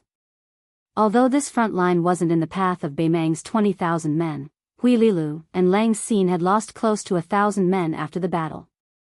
These stragglers would flee at the mere sight of 40 to 50 Beimang cavalry. However, the small villages to the north of the Hengshui River had suffered a calamity. The 600 Hengshui cavalry had been out in pursuit for the past few days, but after the initial panic, groups of 20 to 30 Mang cavalry continued to converge. Among them, there was a group of 200 Beimang cavalry that had clashed head-on with the Hengshui cavalry. Both sides had suffered heavy losses. Moreover, in the desert beyond the Great Wall, not to mention a few hundred or a few dozen cavalry, even if there were thousands or tens of thousands of cavalry, it would be like searching for a needle in a haystack once they left the city passes. When Yul Wandao's 400 elite scouts encountered the Beimang cavalry in the wilderness, they didn't take the initiative to attack. They were only responsible for gathering intelligence. The Mang cavalry dared to fight with the Hengshui cavalry, but when they saw the Yuzhou cavalry equipped with light crossbows and sabers, they took the initiative to retreat far away even though they had an absolute advantage in numbers. Generally speaking, they minded their own business. However, if the Yuzhou scouts encountered a small group of Mang cavalry and casually gained some military merit, neither Yu Wandao nor the lieutenant general had any objections. After all, why would they need a reason to kill a few more Beimang barbarians?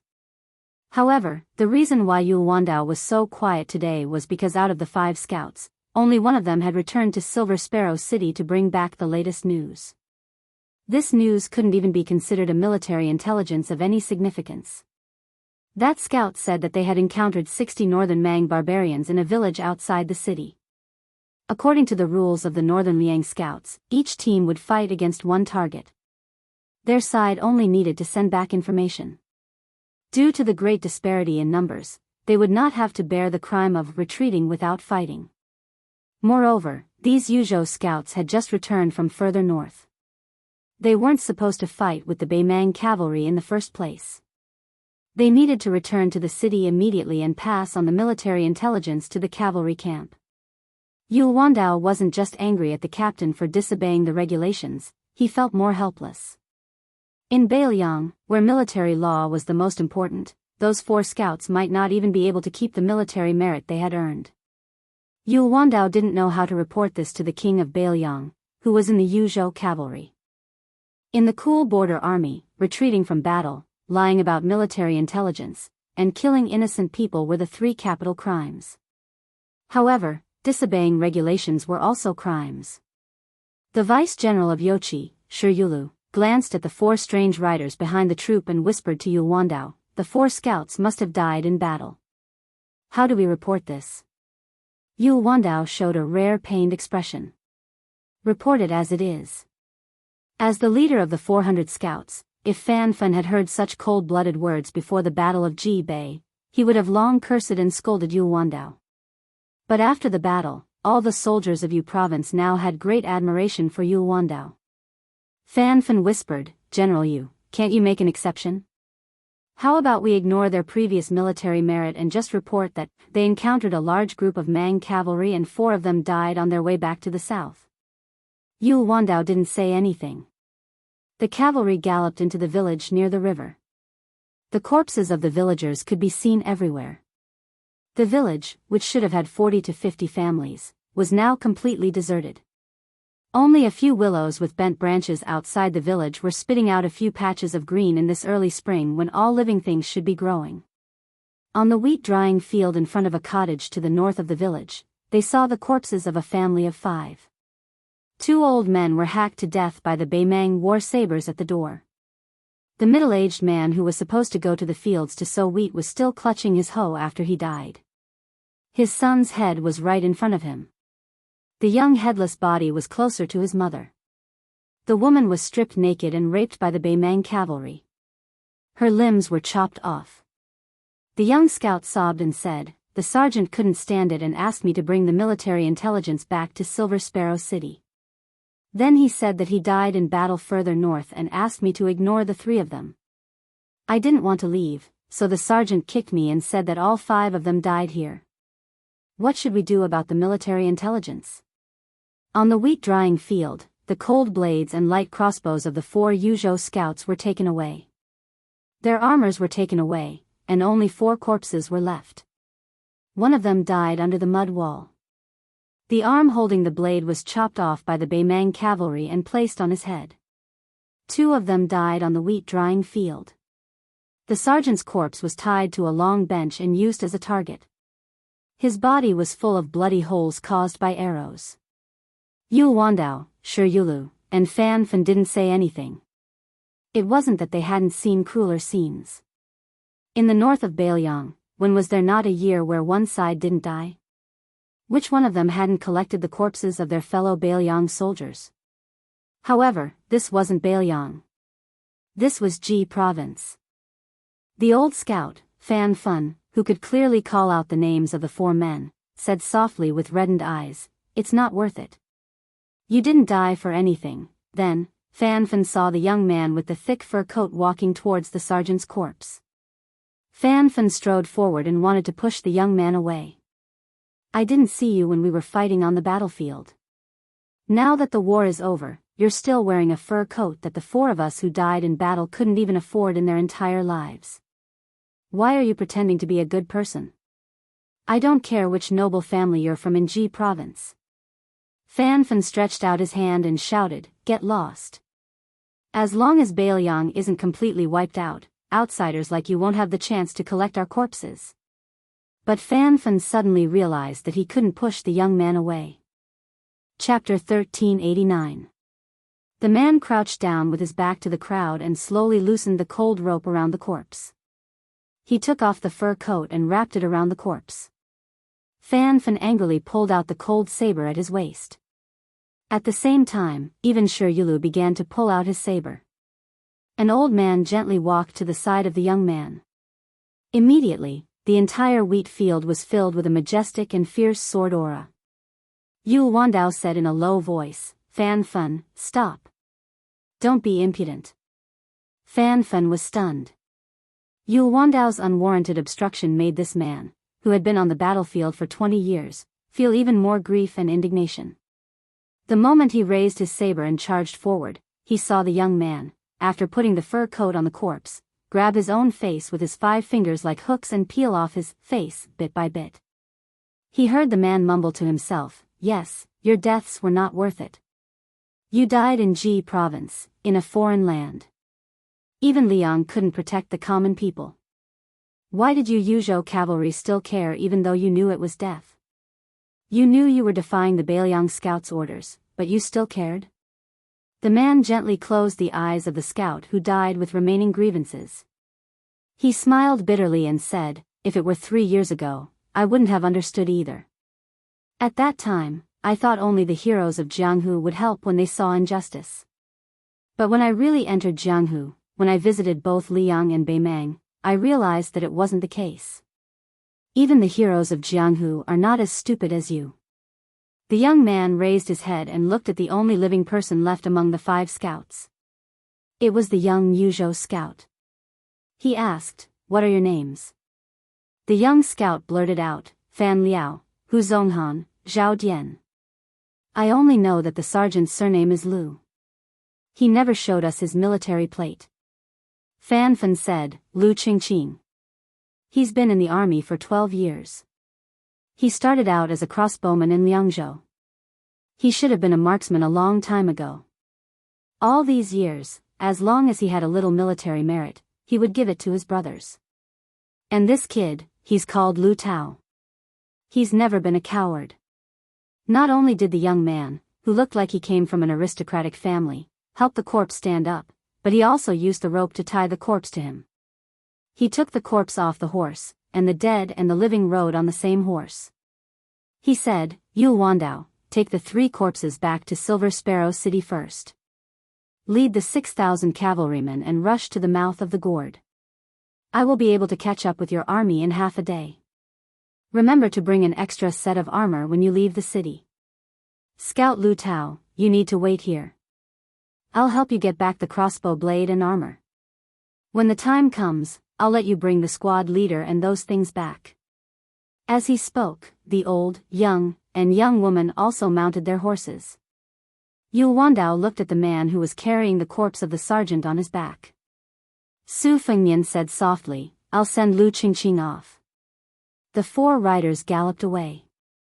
The killing intent of the 4 riders was so strong that even Deputy General Shi Yulu and Scout Captain Fan Fan felt their scalps tingle. Shi Yulu, who had no idea what was going on, could not help but ask after he carried a corpse on his back and mounted the horse, General, what is this? Yul Wandao was in a daze. He was born in the rich Jiangnan of the Central Plains. He had traveled to many places when he was studying. Throughout the year, he could hear the chatter of famous scholars, the sound of guqin in the forest, the laughter of brothels, and the sound of toasting. But only Bailiang, who fought to the death without words and mourned without sound. Yul Wandao pulled out the famous blade, Great Luan, and pointed to the south. Please open your eyes and look at me, Bailiang. The cavalryman quickly left the village. Fan Fan asked gloomily, "General Yu, who is that guy? Is he a big shot in the Liang dynasty?" Yu Wandao shook his head. "Other than Bail Yang, who is worthy?" Yu Wandao laughed. "Him. His name is Su Fengnian." Shi Yulu and Fan Fan, including all the generals of the hidden cavalry, were stunned. They suddenly felt as if sand had entered their eyes. Fan Fan suddenly turned his horse's head and shouted, "General Yu, I'll quickly tell Lu Tao." He said that the person he admires the most in his life is the person who single-handedly killed Wang Xianji. Lu Tao also said that he would never see him again in his life. "Let's see if he dares to believe me this time." A young captain suddenly said timidly, "General Yu, I also admire him. Otherwise, let me wait in the village for half a day. I promise I can keep up with the army. If I can't, I will cut off my own head." Yu Wandao glared. "Is your brain flooded with water? Next, His Highness will follow us to the mouth of the calabash. You can look at His Highness however you want, as long as you want. At that time, as long as you have the ability to follow behind His Highness, I won't stop you." The young captain thought that it was right and smiled awkwardly. In less than half a day, the four abandoned their horses and rushed over the desert, catching up to the 6,000 Yuzhou cavalrymen. When the 6,000 cavalrymen saw the young man in the lead, they all unsheathed their Bailiang sabers to show their respect. The four mounted their horses. Su Fengnian took the armor tossed to him by a young captain and put it on. It was unknown who was the first to shout those three words, but even Yu Wandao was cheering. "Great General!" Back then, on the training grounds at the mouth of Bailiang's calabash, Su Fengnian had made his first appearance in the border army, but at that time, he was only wearing a python robe. Thus, this was Su Fengnian's first time wearing armor to break through the enemy lines. He turned his head and seemed to see an old man riding side by side with him. Su Fengnian bit his lip and took a deep breath. When he looked again, all he could see was 10,000 li of yellow sand. He unsheathed his Bailiang saber and urged his horse to gallop. He roared, "Bailiang! Fight to the death! Bailiang! Fight to the death!" The 6,000 cavalrymen rushed out of the calabash with the resolve to die. Not only did they want to cut off that vast supply line from Beimang's southern court to the mouth of the calabash, they also wanted to completely destroy it. Chapter 1390. The weather in the northwest was high, and they arrived late. The 6,000 dark cavalrymen didn't march close to the border of Ji River. Instead, they drew a semicircle in the sky. If the northern defensive line of Ji River was a relatively flat and straight bowstring, then the dark cavalrymen would be the arm of the bowstring. Within the area covered by the bowstring and the bowstring arm, there were many groups of Beimang scouts who had left the calabash and were patrolling the area. Their purpose was to prevent the supply of the army from being ambushed by the dark cavalry who had ventured deep into the enemy's territory alone. This time, Yu Wandao was still using the forced speed of the cavalry, and they had advanced over 600 miles in 3 days. In the eyes of those laymen who only knew how to talk about strategy on paper, or the common people who had heard of the famous steeds in the northwest that could travel over 1,000 miles in a day, this speed was not considered forced marching. But, if they could see with their own eyes how worn out the dark cavalry was, and how nearly 100 warhorses fell limp or even died when the cavalry stopped, they would understand how difficult it was to travel such a long distance in a hurry, where they would most likely be thrown into the battlefield at the next moment. In the dusk, Su Fengnian was washing the noses of his warhorses at a water source where the winter snow had melted. This time, the 6,000 dark cavalry had a total of 15,000 warhorses, nearly 3 times per man. Over 400 warhorses had died during the journey, and almost all of them were Beimang warhorses seized from the battlefield north of Silver Harrier City. It did not mean that the Mang warhorses were weaker than the dark cavalry. In fact, it was the opposite. Although the Beimang warhorses were weaker than the Bailiang warhorses in terms of explosive force, in terms of physical strength, the Mang warhorses were actually superior. However, as Hui Lilu and Lang Xin, the 2 generals, were rushing all the way to Ji City, and in consideration of the general situation of the Eastern Front, they did not even have 2 mounts per man. Even though they had rested for a day before the battle and fattened up the horses with fine grain, it was still not enough to make up for the loss of their stamina. This time, the dark cavalry felt sorry for his wife, who had been with him for many years, so they deliberately rode more Baimang warhorses during the journey. They also favored one side over the other in terms of fodder feeding, and as a result, many of the Baimang warhorses died from exhaustion. Yul Wandao, who had taken off his armor and rolled up his sleeves, carefully washed the back of his mount. He smiled. Originally, we didn't need to run so many horses to death. If each person and 3 mounts were willing to split the effort fairly, at most 56 horses would have died. Su Fengnian looked around and smiled. This is also good. Starting tomorrow, there will definitely be continuous battles. Let's just treat it as conserving our strength. Our cavalry is obviously more familiar with the habits of the Yuzhou warhorses. A few hundred Baimang warhorses dying is better than many people dying on the battlefield. Yul Wandao nodded and said softly, Fan Fan's more than 300 scouts have been sent out. At most, there are 50 per unit, at least half a unit. After all, we have already started to encounter the Baimang Melanzi this morning. In order to prevent our whereabouts from being leaked, Fan Fan's scouts must kill the enemy scouts as soon as they see them. Otherwise, if the Baimang Melanzi escapes, all our efforts will be in vain. I am very grateful that the prince is willing to send out 3 of his personal retainers to help Fan Fan's scouts. With them accompanying us, the chances of completely wiping out the Baimang Melanzi will be much greater. Su Fengnian smiled and said, that young woman is Fu Shui Room's Grand Master of the Profound Realm. The old man is a Sword Dao Grandmaster of the Profound Realm. As for the child, his name is Yudilong. He is my eldest disciple among my 3 disciples. Yul Wandao joked, killing the Baimang Melanzi is a bit like using an arqueballista to kill sparrows. Su Fengnian shook his head and hesitated for a moment. He smiled, I won't say for now. Let's wait. In the future, Bailiang will give Baimang a little surprise. During this period of time, Su Fengnian was like the most ordinary Yuzhou cavalry. Not only did he not take away Yul Wandao's military power, he did not roam around like the other generals during several short breaks. He only acted as a temporary scout a few times, staying far away from the main cavalry to spy on the military situation. This time, the Yuzhou cavalry were all light cavalry. They abandoned excess supplies and reduced all items that would slow down the cavalry's speed. Except for a few generals who were equipped with spears and lances, all the cavalry were only equipped with a cold saber and a light crossbow. Those with outstanding strength could add a hard bow and 3 quivers of arrows. In the past few days, the army had maintained a column formation. When they entered the battle zone tomorrow, they would spread out horizontally in battle. In this forced march, the Yuzhou cavalry had opened the eyes of Su Fengnian, who had never entered the bottom level of the border army before.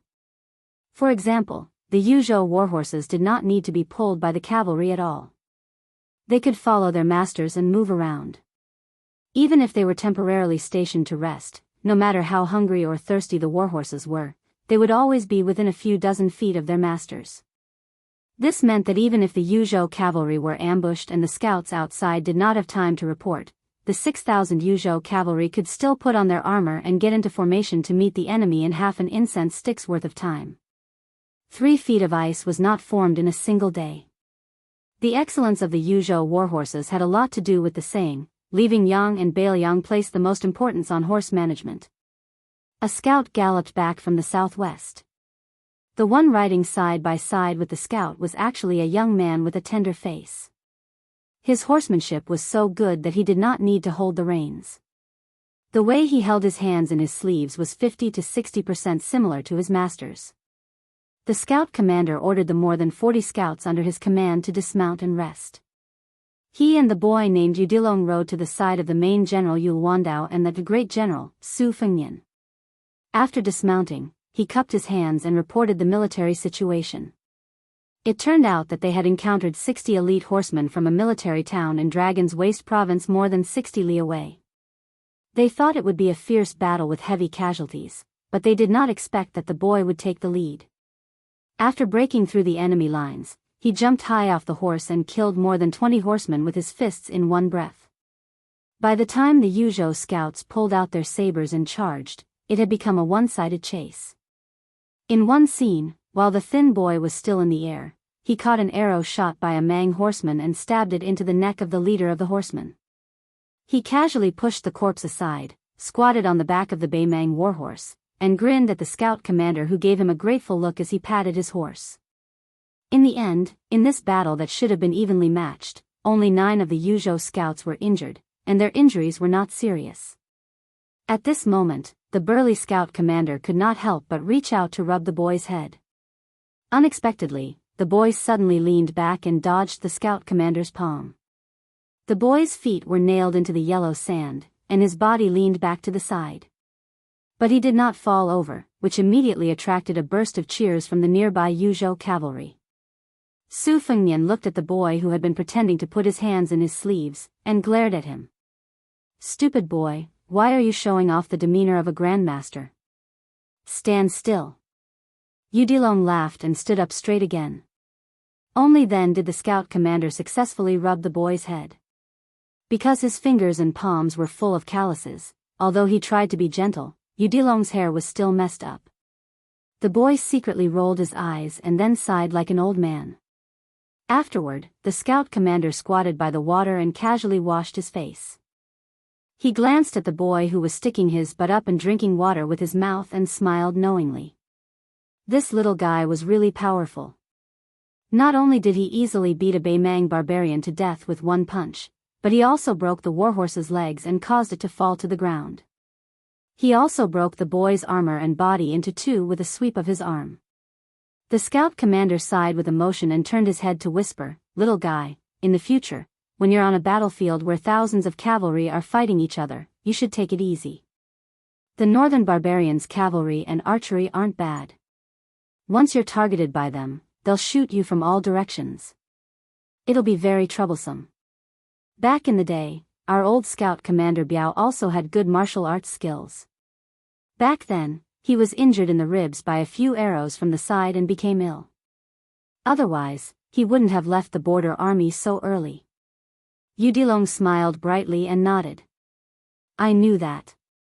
Master told me before that it's difficult for 2 fists to fight against 4 hands. Killing the enemy with hundreds of cavalry is not the same thing as a battle formation with thousands of troops. Don't worry, my eyesight is very good. Besides, even if I don't have eyes on my back, I'll still be able to sense the murderous intent if there's a sneak attack from the rear. Besides, Master also told me that in Bailiang, as long as you break through the enemy's lines and charge forward, you don't have to worry about your back. If there's any danger, there'll naturally be fellow soldiers to block it for you." The scout commander asked, "Did the great general really say that?" The boy, who had drunk several caddies of water in one go and wasn't afraid of his stomach swelling, raised his head and grunted, "Yeah, right?" The scout commander, who was squatting by the water, rubbed his chin and sighed with emotion.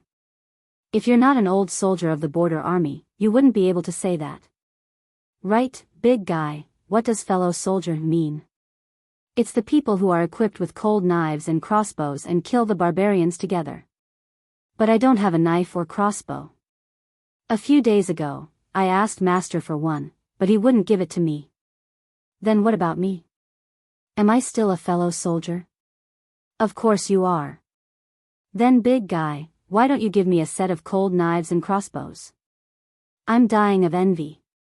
"If you're too stingy to give it to me, you can lend it to me." "Little guy, it's not that I'm stingy, but I can't casually lend my knife, crossbow, and warhorse to others.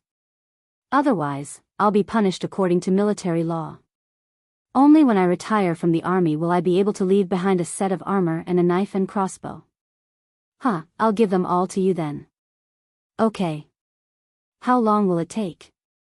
Talking to you is so boring."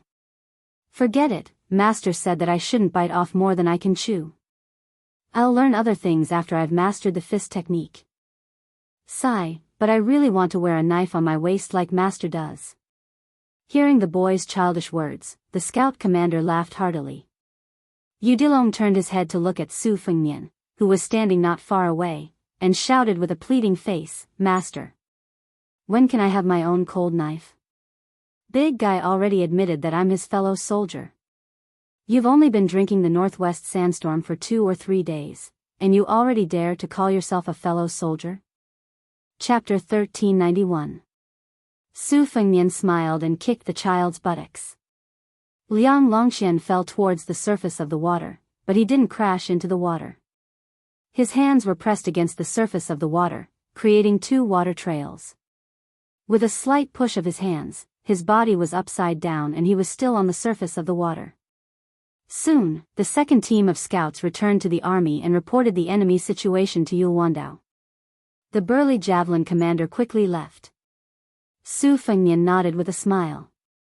Yudilong quickly slapped the water surface and jumped back to the shore, following the burly javelin commander to continue his scouting mission.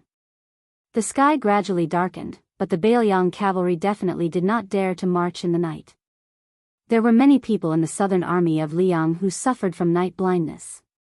However, in the various border armies, not to mention the Bailiang cavalry who were proficient in night battles, even the Liao and Ji provinces rarely suffered from blindness. On one hand, the supplies in the border towns were better than in the interior of the dynasty.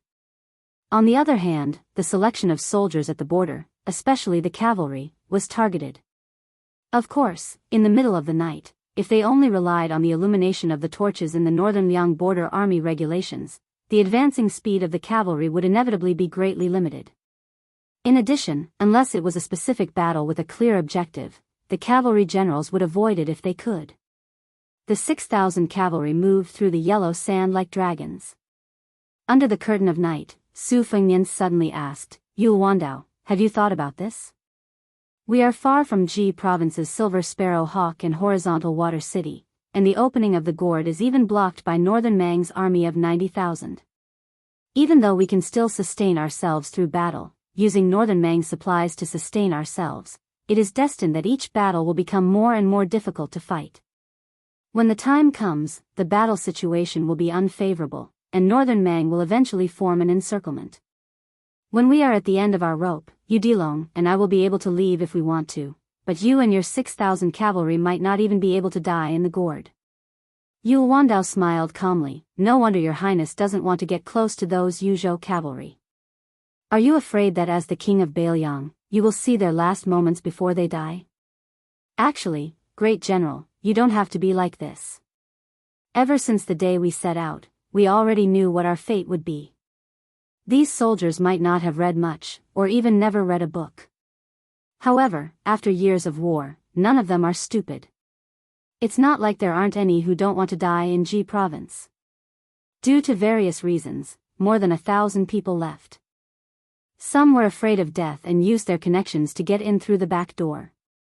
However, there were also some who were forced to leave because they were the only sons of their families and were too young. Yuewandao's expression was exceptionally calm as he slowly breathed in. However, since we've come, we've already accepted life and death. Even if we were hesitant before the battle, we can't be cowards on the battlefield. Afraid of death? Of course, there were. However, how long would it take for the cavalry to charge when the 2 armies were in a stalemate? If one's limbs went soft and they were afraid of death, they would really die. After one charge, he would die very quickly. After the charge, those who didn't die would see their comrades die one by one behind them. They would just lie there alone on the battlefield and naturally wouldn't be afraid of death. This is how war is. Ever since our Bailiang great general left Liaodong, we've been injecting energy into the Su family's cavalry. We've been honing them for more than 30 years, almost 40 years, just to nurture this energy. Yuewandao turned to look at Su Fengnian. His expression was solemn and sincere as he said in a deep voice, most importantly, be it the Su family's cavalry or the Bailiang cavalry, no matter how many people died in battle or how many defeats we suffered, we've always won in the end. Even if only a few hundred of us are left standing on the battlefield, we've never been afraid that no one will collect our corpses after we die. The only ones we need to be afraid of are the enemies pointed at by our Bailiang's blades. Su Fengnian was silent for a long time. Then, he smiled and asked, you're the eldest grandson of the Yu family. Don't you feel that it's awkward to say our Bailiang? Yuewandao seemed to be stunned for a moment. Clearly, he had never thought about this question before. He lowered his head and glanced at the large luan blade at his waist and the cold blade at his other side. When he raised his head, his eyes were especially clear as he said slowly, "When I first arrived in Bailiang, of course I wasn't willing to consider myself a Bailiang citizen. Later on, I don't remember when I blurted it out. But since I don't have the slightest impression of it, I think it should be a matter of course. I, Yulwandao, like the scenery of the northwest Great Desert from the bottom of my heart. It's desolate, vast, and magnificent. Being in it makes one feel small. Even the smell of horse dung in the army camp will be liked after a long time. It's not like the prosperous cities in Jiangnan where no matter how good the wine is, one will feel nauseous after drinking too much. No matter how expensive the rouge on a beauty is, one will feel disgusted after smelling too much. I, Yulwandao, have been raised by my parents and my family. I can only let them down in this life." Speaking to this point, Yulwandao removed the great luan blade from his waist, one of the world's top weapons. He lightly tossed it to Su Fengnian and said with a smile, "If I really die in battle outside the mouth of the gourd, it'll be difficult to collect my corpse. In the future, Your Highness can just place this blade in my cenotaph." "Oh right, Your Highness, other than the cenotaph, I also want a piece of the forest of steels behind Mount Qingliang." Su Fengnian tossed the priceless great luan blade back to Yulwandao and said with a bitter smile, "Put it away for now. Even if there's a slim chance of survival, as long as it's not a situation of certain death, don't lightly talk about collecting my corpse." At the end of the 3 in the morning, the sky had not yet turned green and white. A group of phantom cavalry scouts galloped over. The platoon leader and Mi Fengjie, whose sword sheath had long been torn off, were respectively at the front and back. The platoon leader reported to Captain Fan Fun, 40 li to the northwest. Based on the brightness of the torches that the Beimang army often marches at night, there are about 2,400 cavalry escorting a large group of provisions south. The number of warhorses is about 2 men and 3 riders. Fan Fan said to the main general Yulwandao and his deputy general Shi Yulu, "Other than 2,400 cavalry soldiers, there should be no less than this number of auxiliary soldiers and civilians." Probably because he was afraid that Su Fengnian was not familiar with Beimang's situation, Fan Fan added a few more sentences and explained, over the years, when Beimang raided the south, they would wantonly conscript the grassland tribes. If there were 100,000 cavalry on an expedition, they would usually bring no less than 200,000 troops and millions of cattle and sheep. Half of the southern dynasty would be cleared out. It was different from what the people of the Central Plains imagined. During Yonghui's reign, every time the Beimang cavalry broke through Jizhou, unless they completely passed through the entire Jizhou and entered the hinterland of the Central Plains, they never had a supply line of provisions longer than 500 li. After a battle, they could quickly return to resupply. Furthermore, their auxiliary soldiers were completely equal to most of the soldiers of Liang other than the border army, or even stronger. This was because as long as they were given a bow and a horse, they could become regular cavalry at any time. In history, there were many battles that happened in Jinan. Those Liang troops who tried to sneak attack the supply line all suffered great losses because of this. Therefore, this time, we should at least calculate it according to Beimang's 4,000 or even 5,000 cavalry. Su Fengnian did not say anything and listened attentively. It was Shi Yulu who coughed, and Fan Fan quickly shut up. Su Fengnian smiled and said, "Captain Fan, I've been to Beimang before and seen with my own eyes how they transport supplies. I have some understanding of their combat strength. Right now, I'm just a normal cavalry soldier. I only care about charging and breaking through enemy lines on the battlefield." Deputy General Su Wenyao had a disgraceful expression on his face. He pointed his horse whip at Fan Fan and scolded with a smile, "Scram to the side. Aren't you worried that you'll delay the military plan with your chattering? When our prince was learning the art of war from those generals, you were still playing in the mud with your crotch wide open." Fan Fan scratched his head in embarrassment and urged his horse to leave. He did not need Yulwandao and the other generals to order him to investigate the military situation. He personally led the scouts and went forward. When the warhorse had already galloped half a li, this captain finally realized that something was wrong. He, Fan Fun, was already a man in his 40s. Logically speaking, when he was playing in the mud, his prince was not even born yet. When Yul Wandao gave the order to prepare half the army for battle, the order was passed down quickly and accurately. The 6,000 cavalry immediately entered a state of readiness for battle. Compared to all the other armies in the world, the Bailiang army had one thing that many people could not understand. They already had the greatest combat strength in the world, but they still made a fuss over minor details year after year. This was especially true after Chen Jibao became the Protector General of Bailiang, where they had reached the point of perfection. Thus, in the Liang imperial court, there was once a civil official who mocked a certain place. Even the Protector General had to care about where the latrines were built in the barracks. Did that mean that they had to follow the rules when they took a dump? In reality, it really was a coincidence. After the Bailiang army set up camp during the war, they really did have to manage the latrines of the soldiers. When they ate, drank, and slept, there were detailed rules related to it. Even if there were rats in the barracks, cicadas in the summer, snow in the winter, and other, small things, they all had to be strictly investigated. If one said that the Baimang were a race on horseback, they were natural warriors. Then the 300,000 soldiers of the Bailiang border army were battle maniacs who had been trained bit by bit. From the commanders and captains to the minor captains, everyone knew what they should do and what they should not do when war came. They did not need to think about what to do. Everything would become natural. This was because the rules and regulations that had been beaten down countless times were deeply imprinted in their bones. As for those higher official titles, it was very simple. They represented military merit. Chapter 1392. Bailiang's army had always been fair in its rewards and punishments. For example, corruption might have long been a common occurrence within the borders of Liang. Bailiang did not dare to say that corruption was completely forbidden. Far from the borders, the families of generals and soldiers would not be lenient when it came to taking money.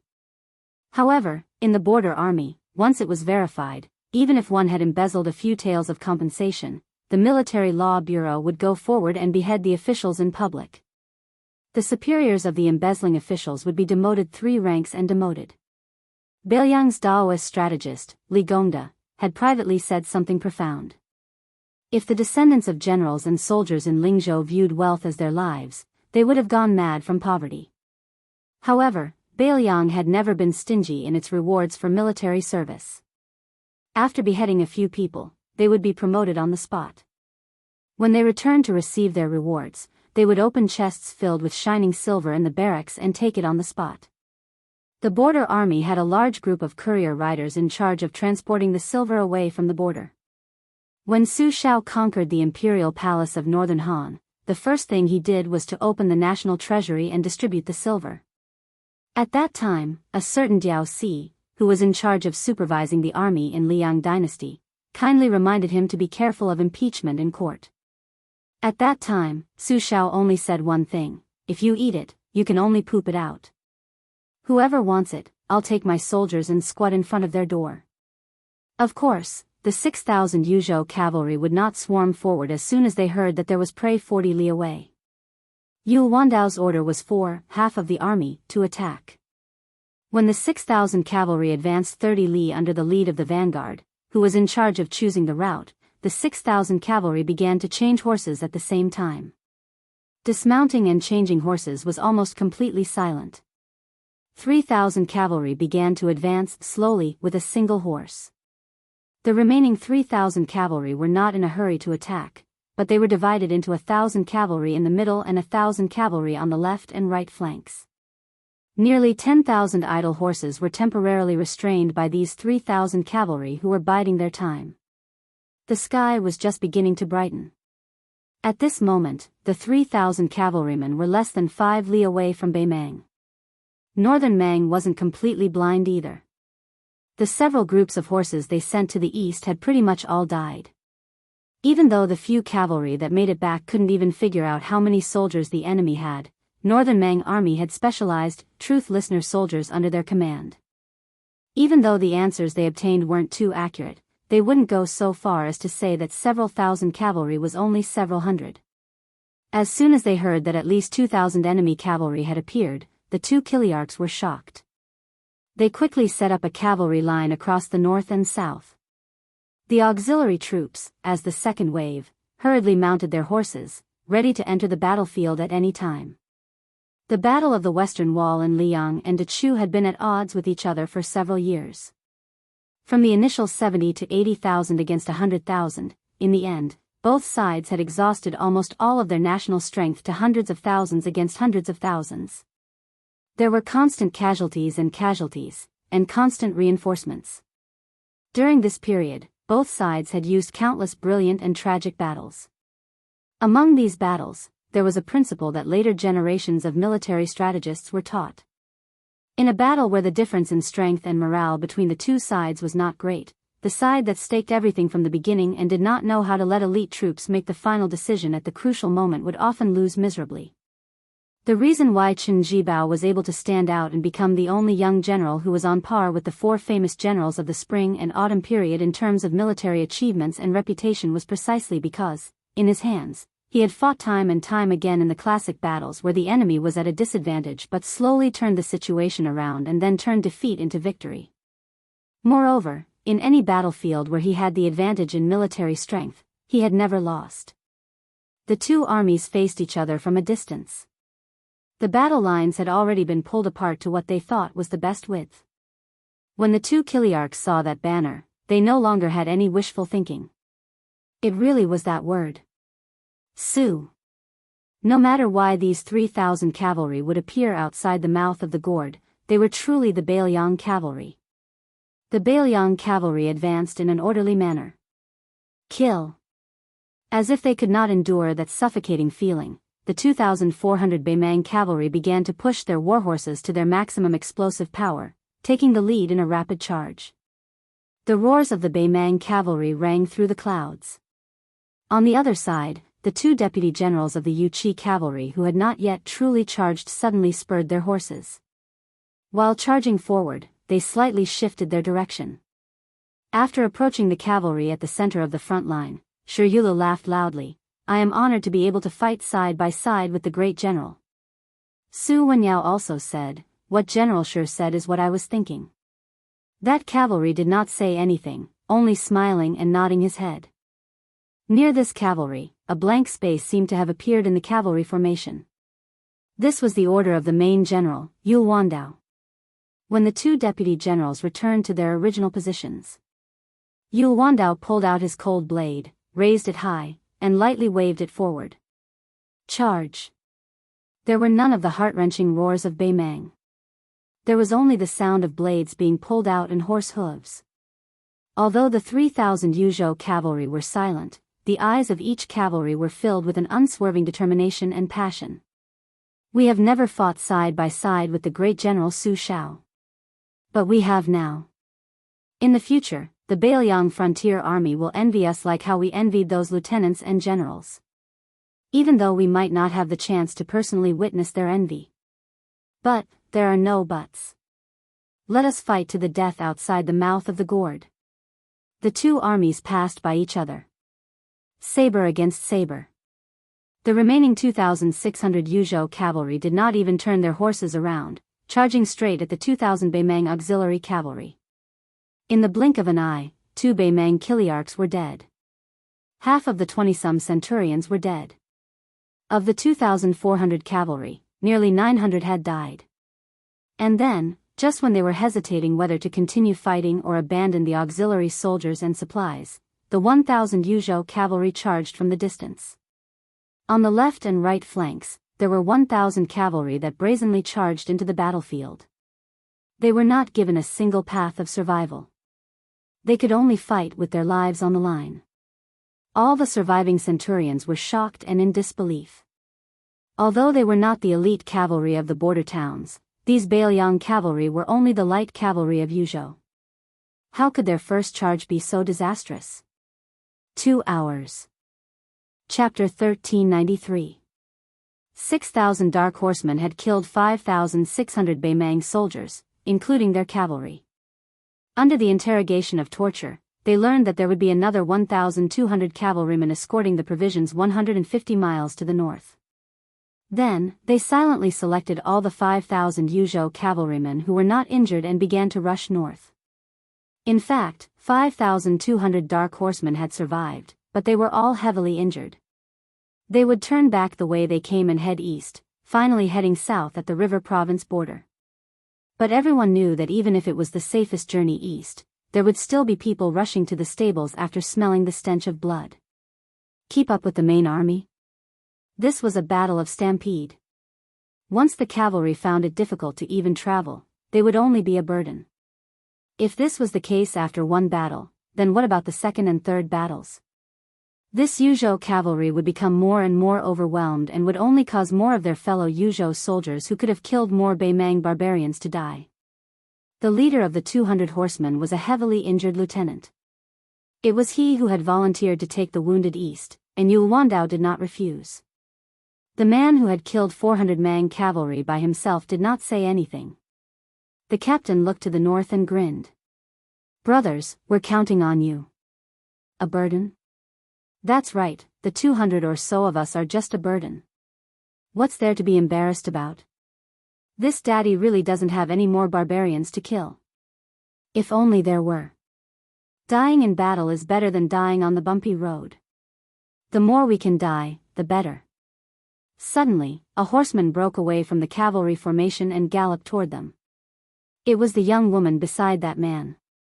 She looked like a delicate and pretty woman, but not long ago, this lieutenant's scalp went numb when he saw her kill. She carried a medicine box on her back and said calmly, "He asked me to send you to River Province." The 200 horsemen were dumbfounded. The lieutenant roared, "We don't need you to care about us. Just kill 200 or 300 Beimang barbarians for this daddy and we'll break even." She glanced coldly at the lieutenant. "You're quite loud. Looks like you won't die anytime soon. If you have the guts, go ahead and shout at him. Also, the only thing that can make me go back is his order and you have to defeat me." "But with just you?" The lieutenant's face turned red. If this daddy hadn't taken 6 blows. She pursed her lips and asked, "So what?" The lieutenant swallowed his words, and his aura weakened a little. "I still can't beat you." Fan Shaochai said calmly, "Don't worry. He asked me to pass a message to you. Bring them back to Serenity Province alive. As for killing the barbarians, he'll make up for your share and mine." At this moment, the sound of a horse falling off came from the cavalry. Someone had died. Fan Shaochai glanced at them. "Just take the corpses with you. With me here, as long as you don't face more than 500 riders, it doesn't matter how slow you go." The captain dismounted from his horse and quickly walked to the corpse before squatting down. A horseman whose left leg had been torn open and casually bandaged was squatting beside the captain and the corpse. His injuries were relatively light and he was riding on the same horse as his comrade who had fallen off the horse. He held the reins with one hand and used the other to support his comrade, but he still couldn't stop him. It didn't matter whether he had fallen off the horse or died on the way back. The horseman raised his arm and wiped his eyes, sobbing. Before he fell off the horse, he said that he hadn't killed enough Beimang barbarians in this life and that he would reincarnate in our Bailiang in his next life. Fan Shaochai tilted her head and raised it so that no one could see her eyes. "Grandpa, Dad, it's not shameful for you to lose to this kind of Su family cavalry." Farther north, Yu Wandao said angrily for the first time, "Is it time for me Fengjie to leave after the next battle? And the next battle will be Yudilong? Then what will you do?" Su Fengnian nodded. Yu Wandao was about to speak. Su Fengnian turned to the commander and said calmly, "I'll stay here until all of you are dead. If the Beimang can even keep me here, then they'll be able to do it." Yu Wandaozhen was truly enraged. He had never been so angry in his life. "Motherf *Ker, I can't beat you." Shi Yulu said in a low voice, "Prince." Su Fengnian smiled. "I know what's important and what's not.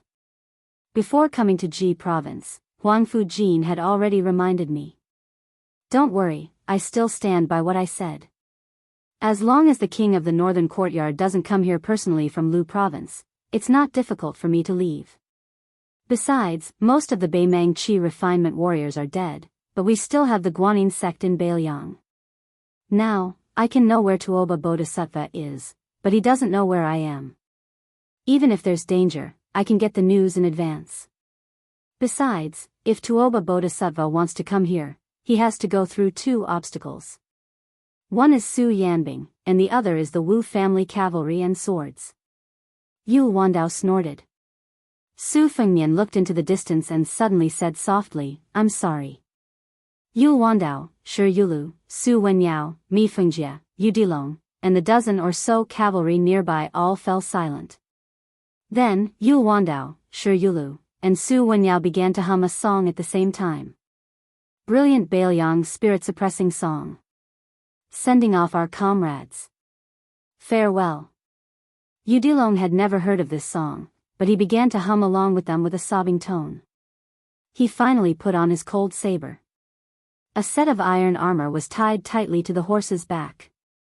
It was the one he had taken from the corpse of the big scout. Until now, Yu Dilong still didn't know the big guy's name. His master had asked him to bring it back to Yuzhou. Yu Dilong pursed his lips and wiped them hard. He gripped the saber hilt tightly and choked, Big guy, before master chased me away, I promised you something. I wasn't bragging. Yu Dilong, will definitely do it. I'll kill 1,000 Beimang barbarians. There was a sad song between heaven and earth. It spread to the 5,000 Yuzhou cavalry. They began to hum together. They were going to die so generously. There were millions of households in Bailiang. How many of them were wrapped in iron armor and withered bones? Scholarly honors were paid with a pot of wine. How many emperors, kings, generals, and ministers were there? Good men, don't say that the heroes of the world have fallen into my trap. Little girl, don't hide your admiration deep in your belly. Come, come, come. Let's see who's beating the beauty drum. Come, come, come. Let's see who's the Yang realm's butcher. Come, come, come. Let's see who's going to fight for the throne with me. Chapter 1394. The 3,500 dark cavalry quickly left a battlefield strewn with corpses. Behind them were waves of thick smoke from the burning of provisions. This was already the 5th time the dark cavalry had helped Northern Mang light up the smoke signal outside the gourd. 14,000 Beimang soldiers and auxiliary soldiers had been killed, and nearly 200,000 cattle and sheep had been scattered. The northernmost part of the Phantom Cavalry's tracks was actually already in Longyao province. Then, they quickly headed south. In the battle just now, the Phantom Cavalry had not taken the initiative to attack, but Beimang's interception. Beimang had used the lives of 2,000 ordinary Phantom Cavalry soldiers to determine the location of the elite Phantom Cavalry, thereby reducing the Phantom Cavalry's room to maneuver. It was likely that the main cavalry forces of Longyao province would soon hear the news and move. While retreating, Yu Wandao suddenly raised his head and saw 2 birds chasing each other in the sky.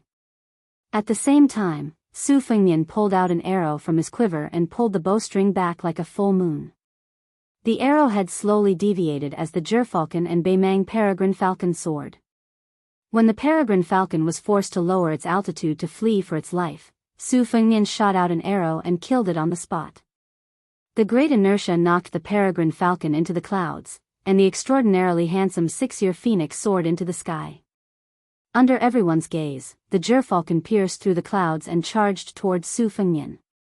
Its 2 claws hooked onto the peregrine falcon's body and gently tossed it down.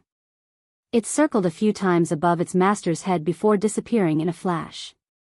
Su Fengnian tossed away the peregrine falcon's body and put the arrow back into the quiver on the left side of his saddle.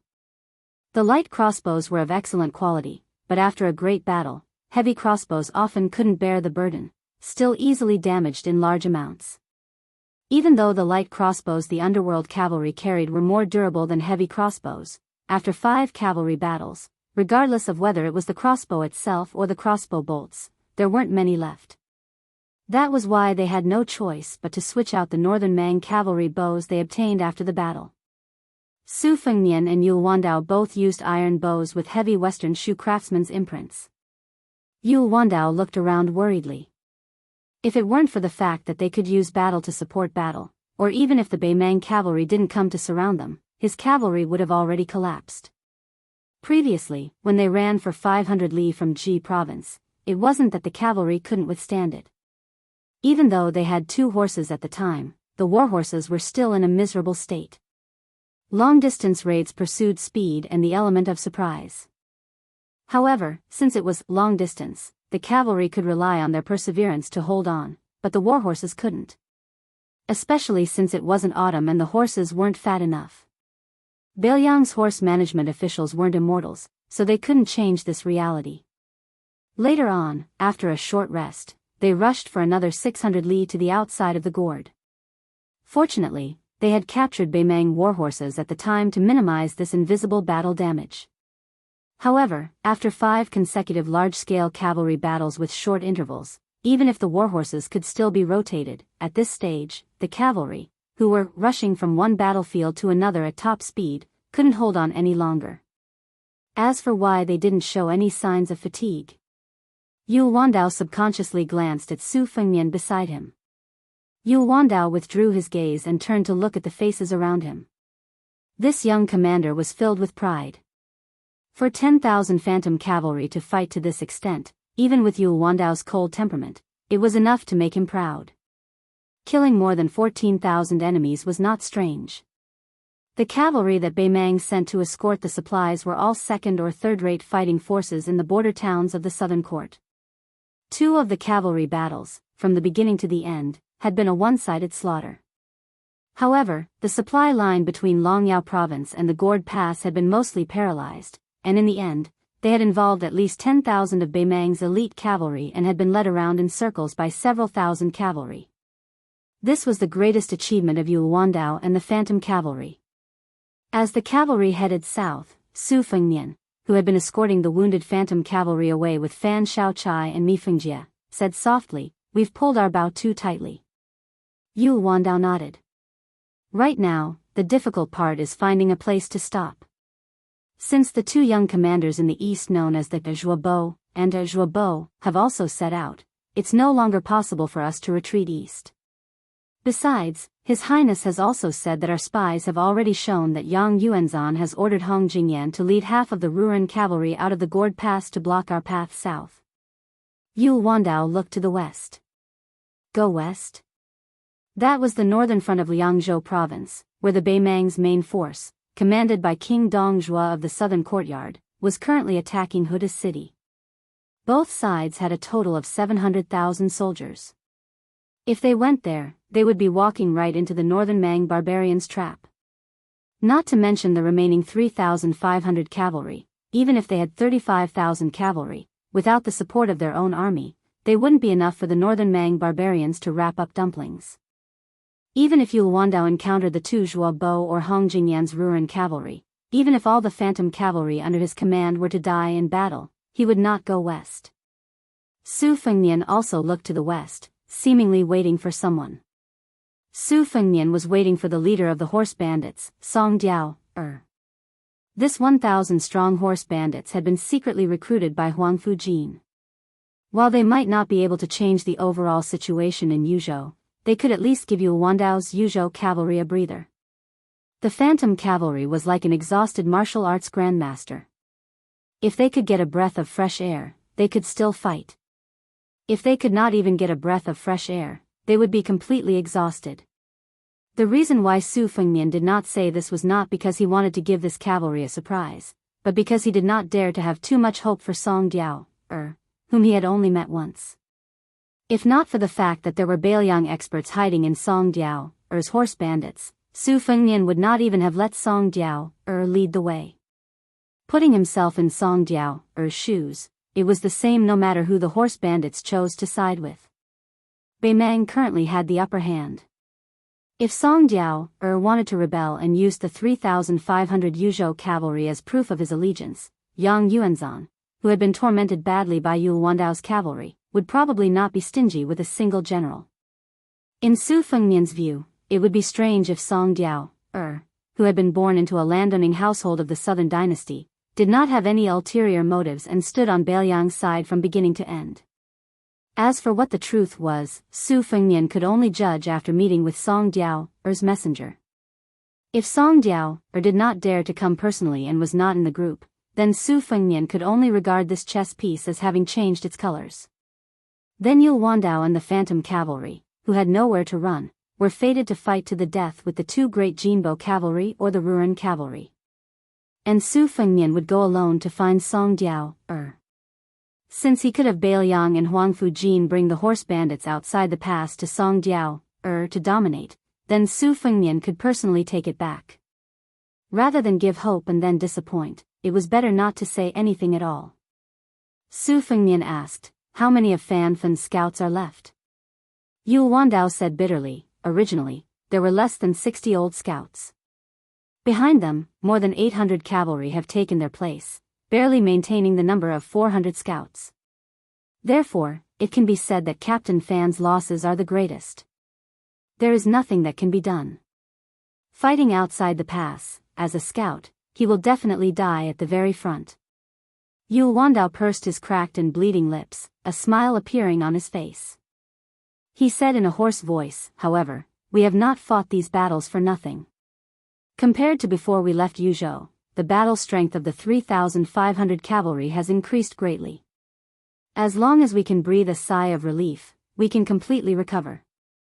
Against the Ruren cavalry of the same strength as Hong Jingyan, we dare to say that we can win. Before this, who in Yuzhou, which was only known for its infantry, would have such thoughts? If these 3,500 people can return to Yuzhou alive, it will definitely be of great benefit to the entire Yuzhou war." Deputy Generals Shi Yulu and Su Wenyao both had subtle expressions, not daring to speak. They were afraid that Su Fengnian would misunderstand the main general's words and misunderstand that the Ruren cavalry was complaining about their awkward situation. Yul Wandao suddenly laughed and said cheerfully, "After this mess, not only will the Dragon's Waste, Heshi, and Tangerine prefectures suffer great losses, their vitality will also be greatly damaged. I'm afraid that the northern grasslands will also continue to lose meat. Those big factions that Tuoba Bodhisattva had suppressed with great difficulty might start to stir again. They originally had objections to attacking Bailiang first. In the eyes of these fellows who would not act until they saw the hare, who would be willing to attack a place that only had hard bones and no fat meat? How could it compare to attacking the Ji prefecture that had no military strength? As long as they passed Ji prefecture, it would be the rich central plains with thousands of miles of fertile land. Countless gold, silver, and people would be snatched until their hands went numb. Otherwise, attacking the two Liao prefectures would be fine too. As long as they could defeat Gu Jiantang, they would be driving south and besieging the city. Not to mention how many enemies we have killed on this trip to the Calabash Mouth, we can definitely make Dong Zhuo and the Taiping Commandery, who insist on attacking Bailiang first and then attacking the central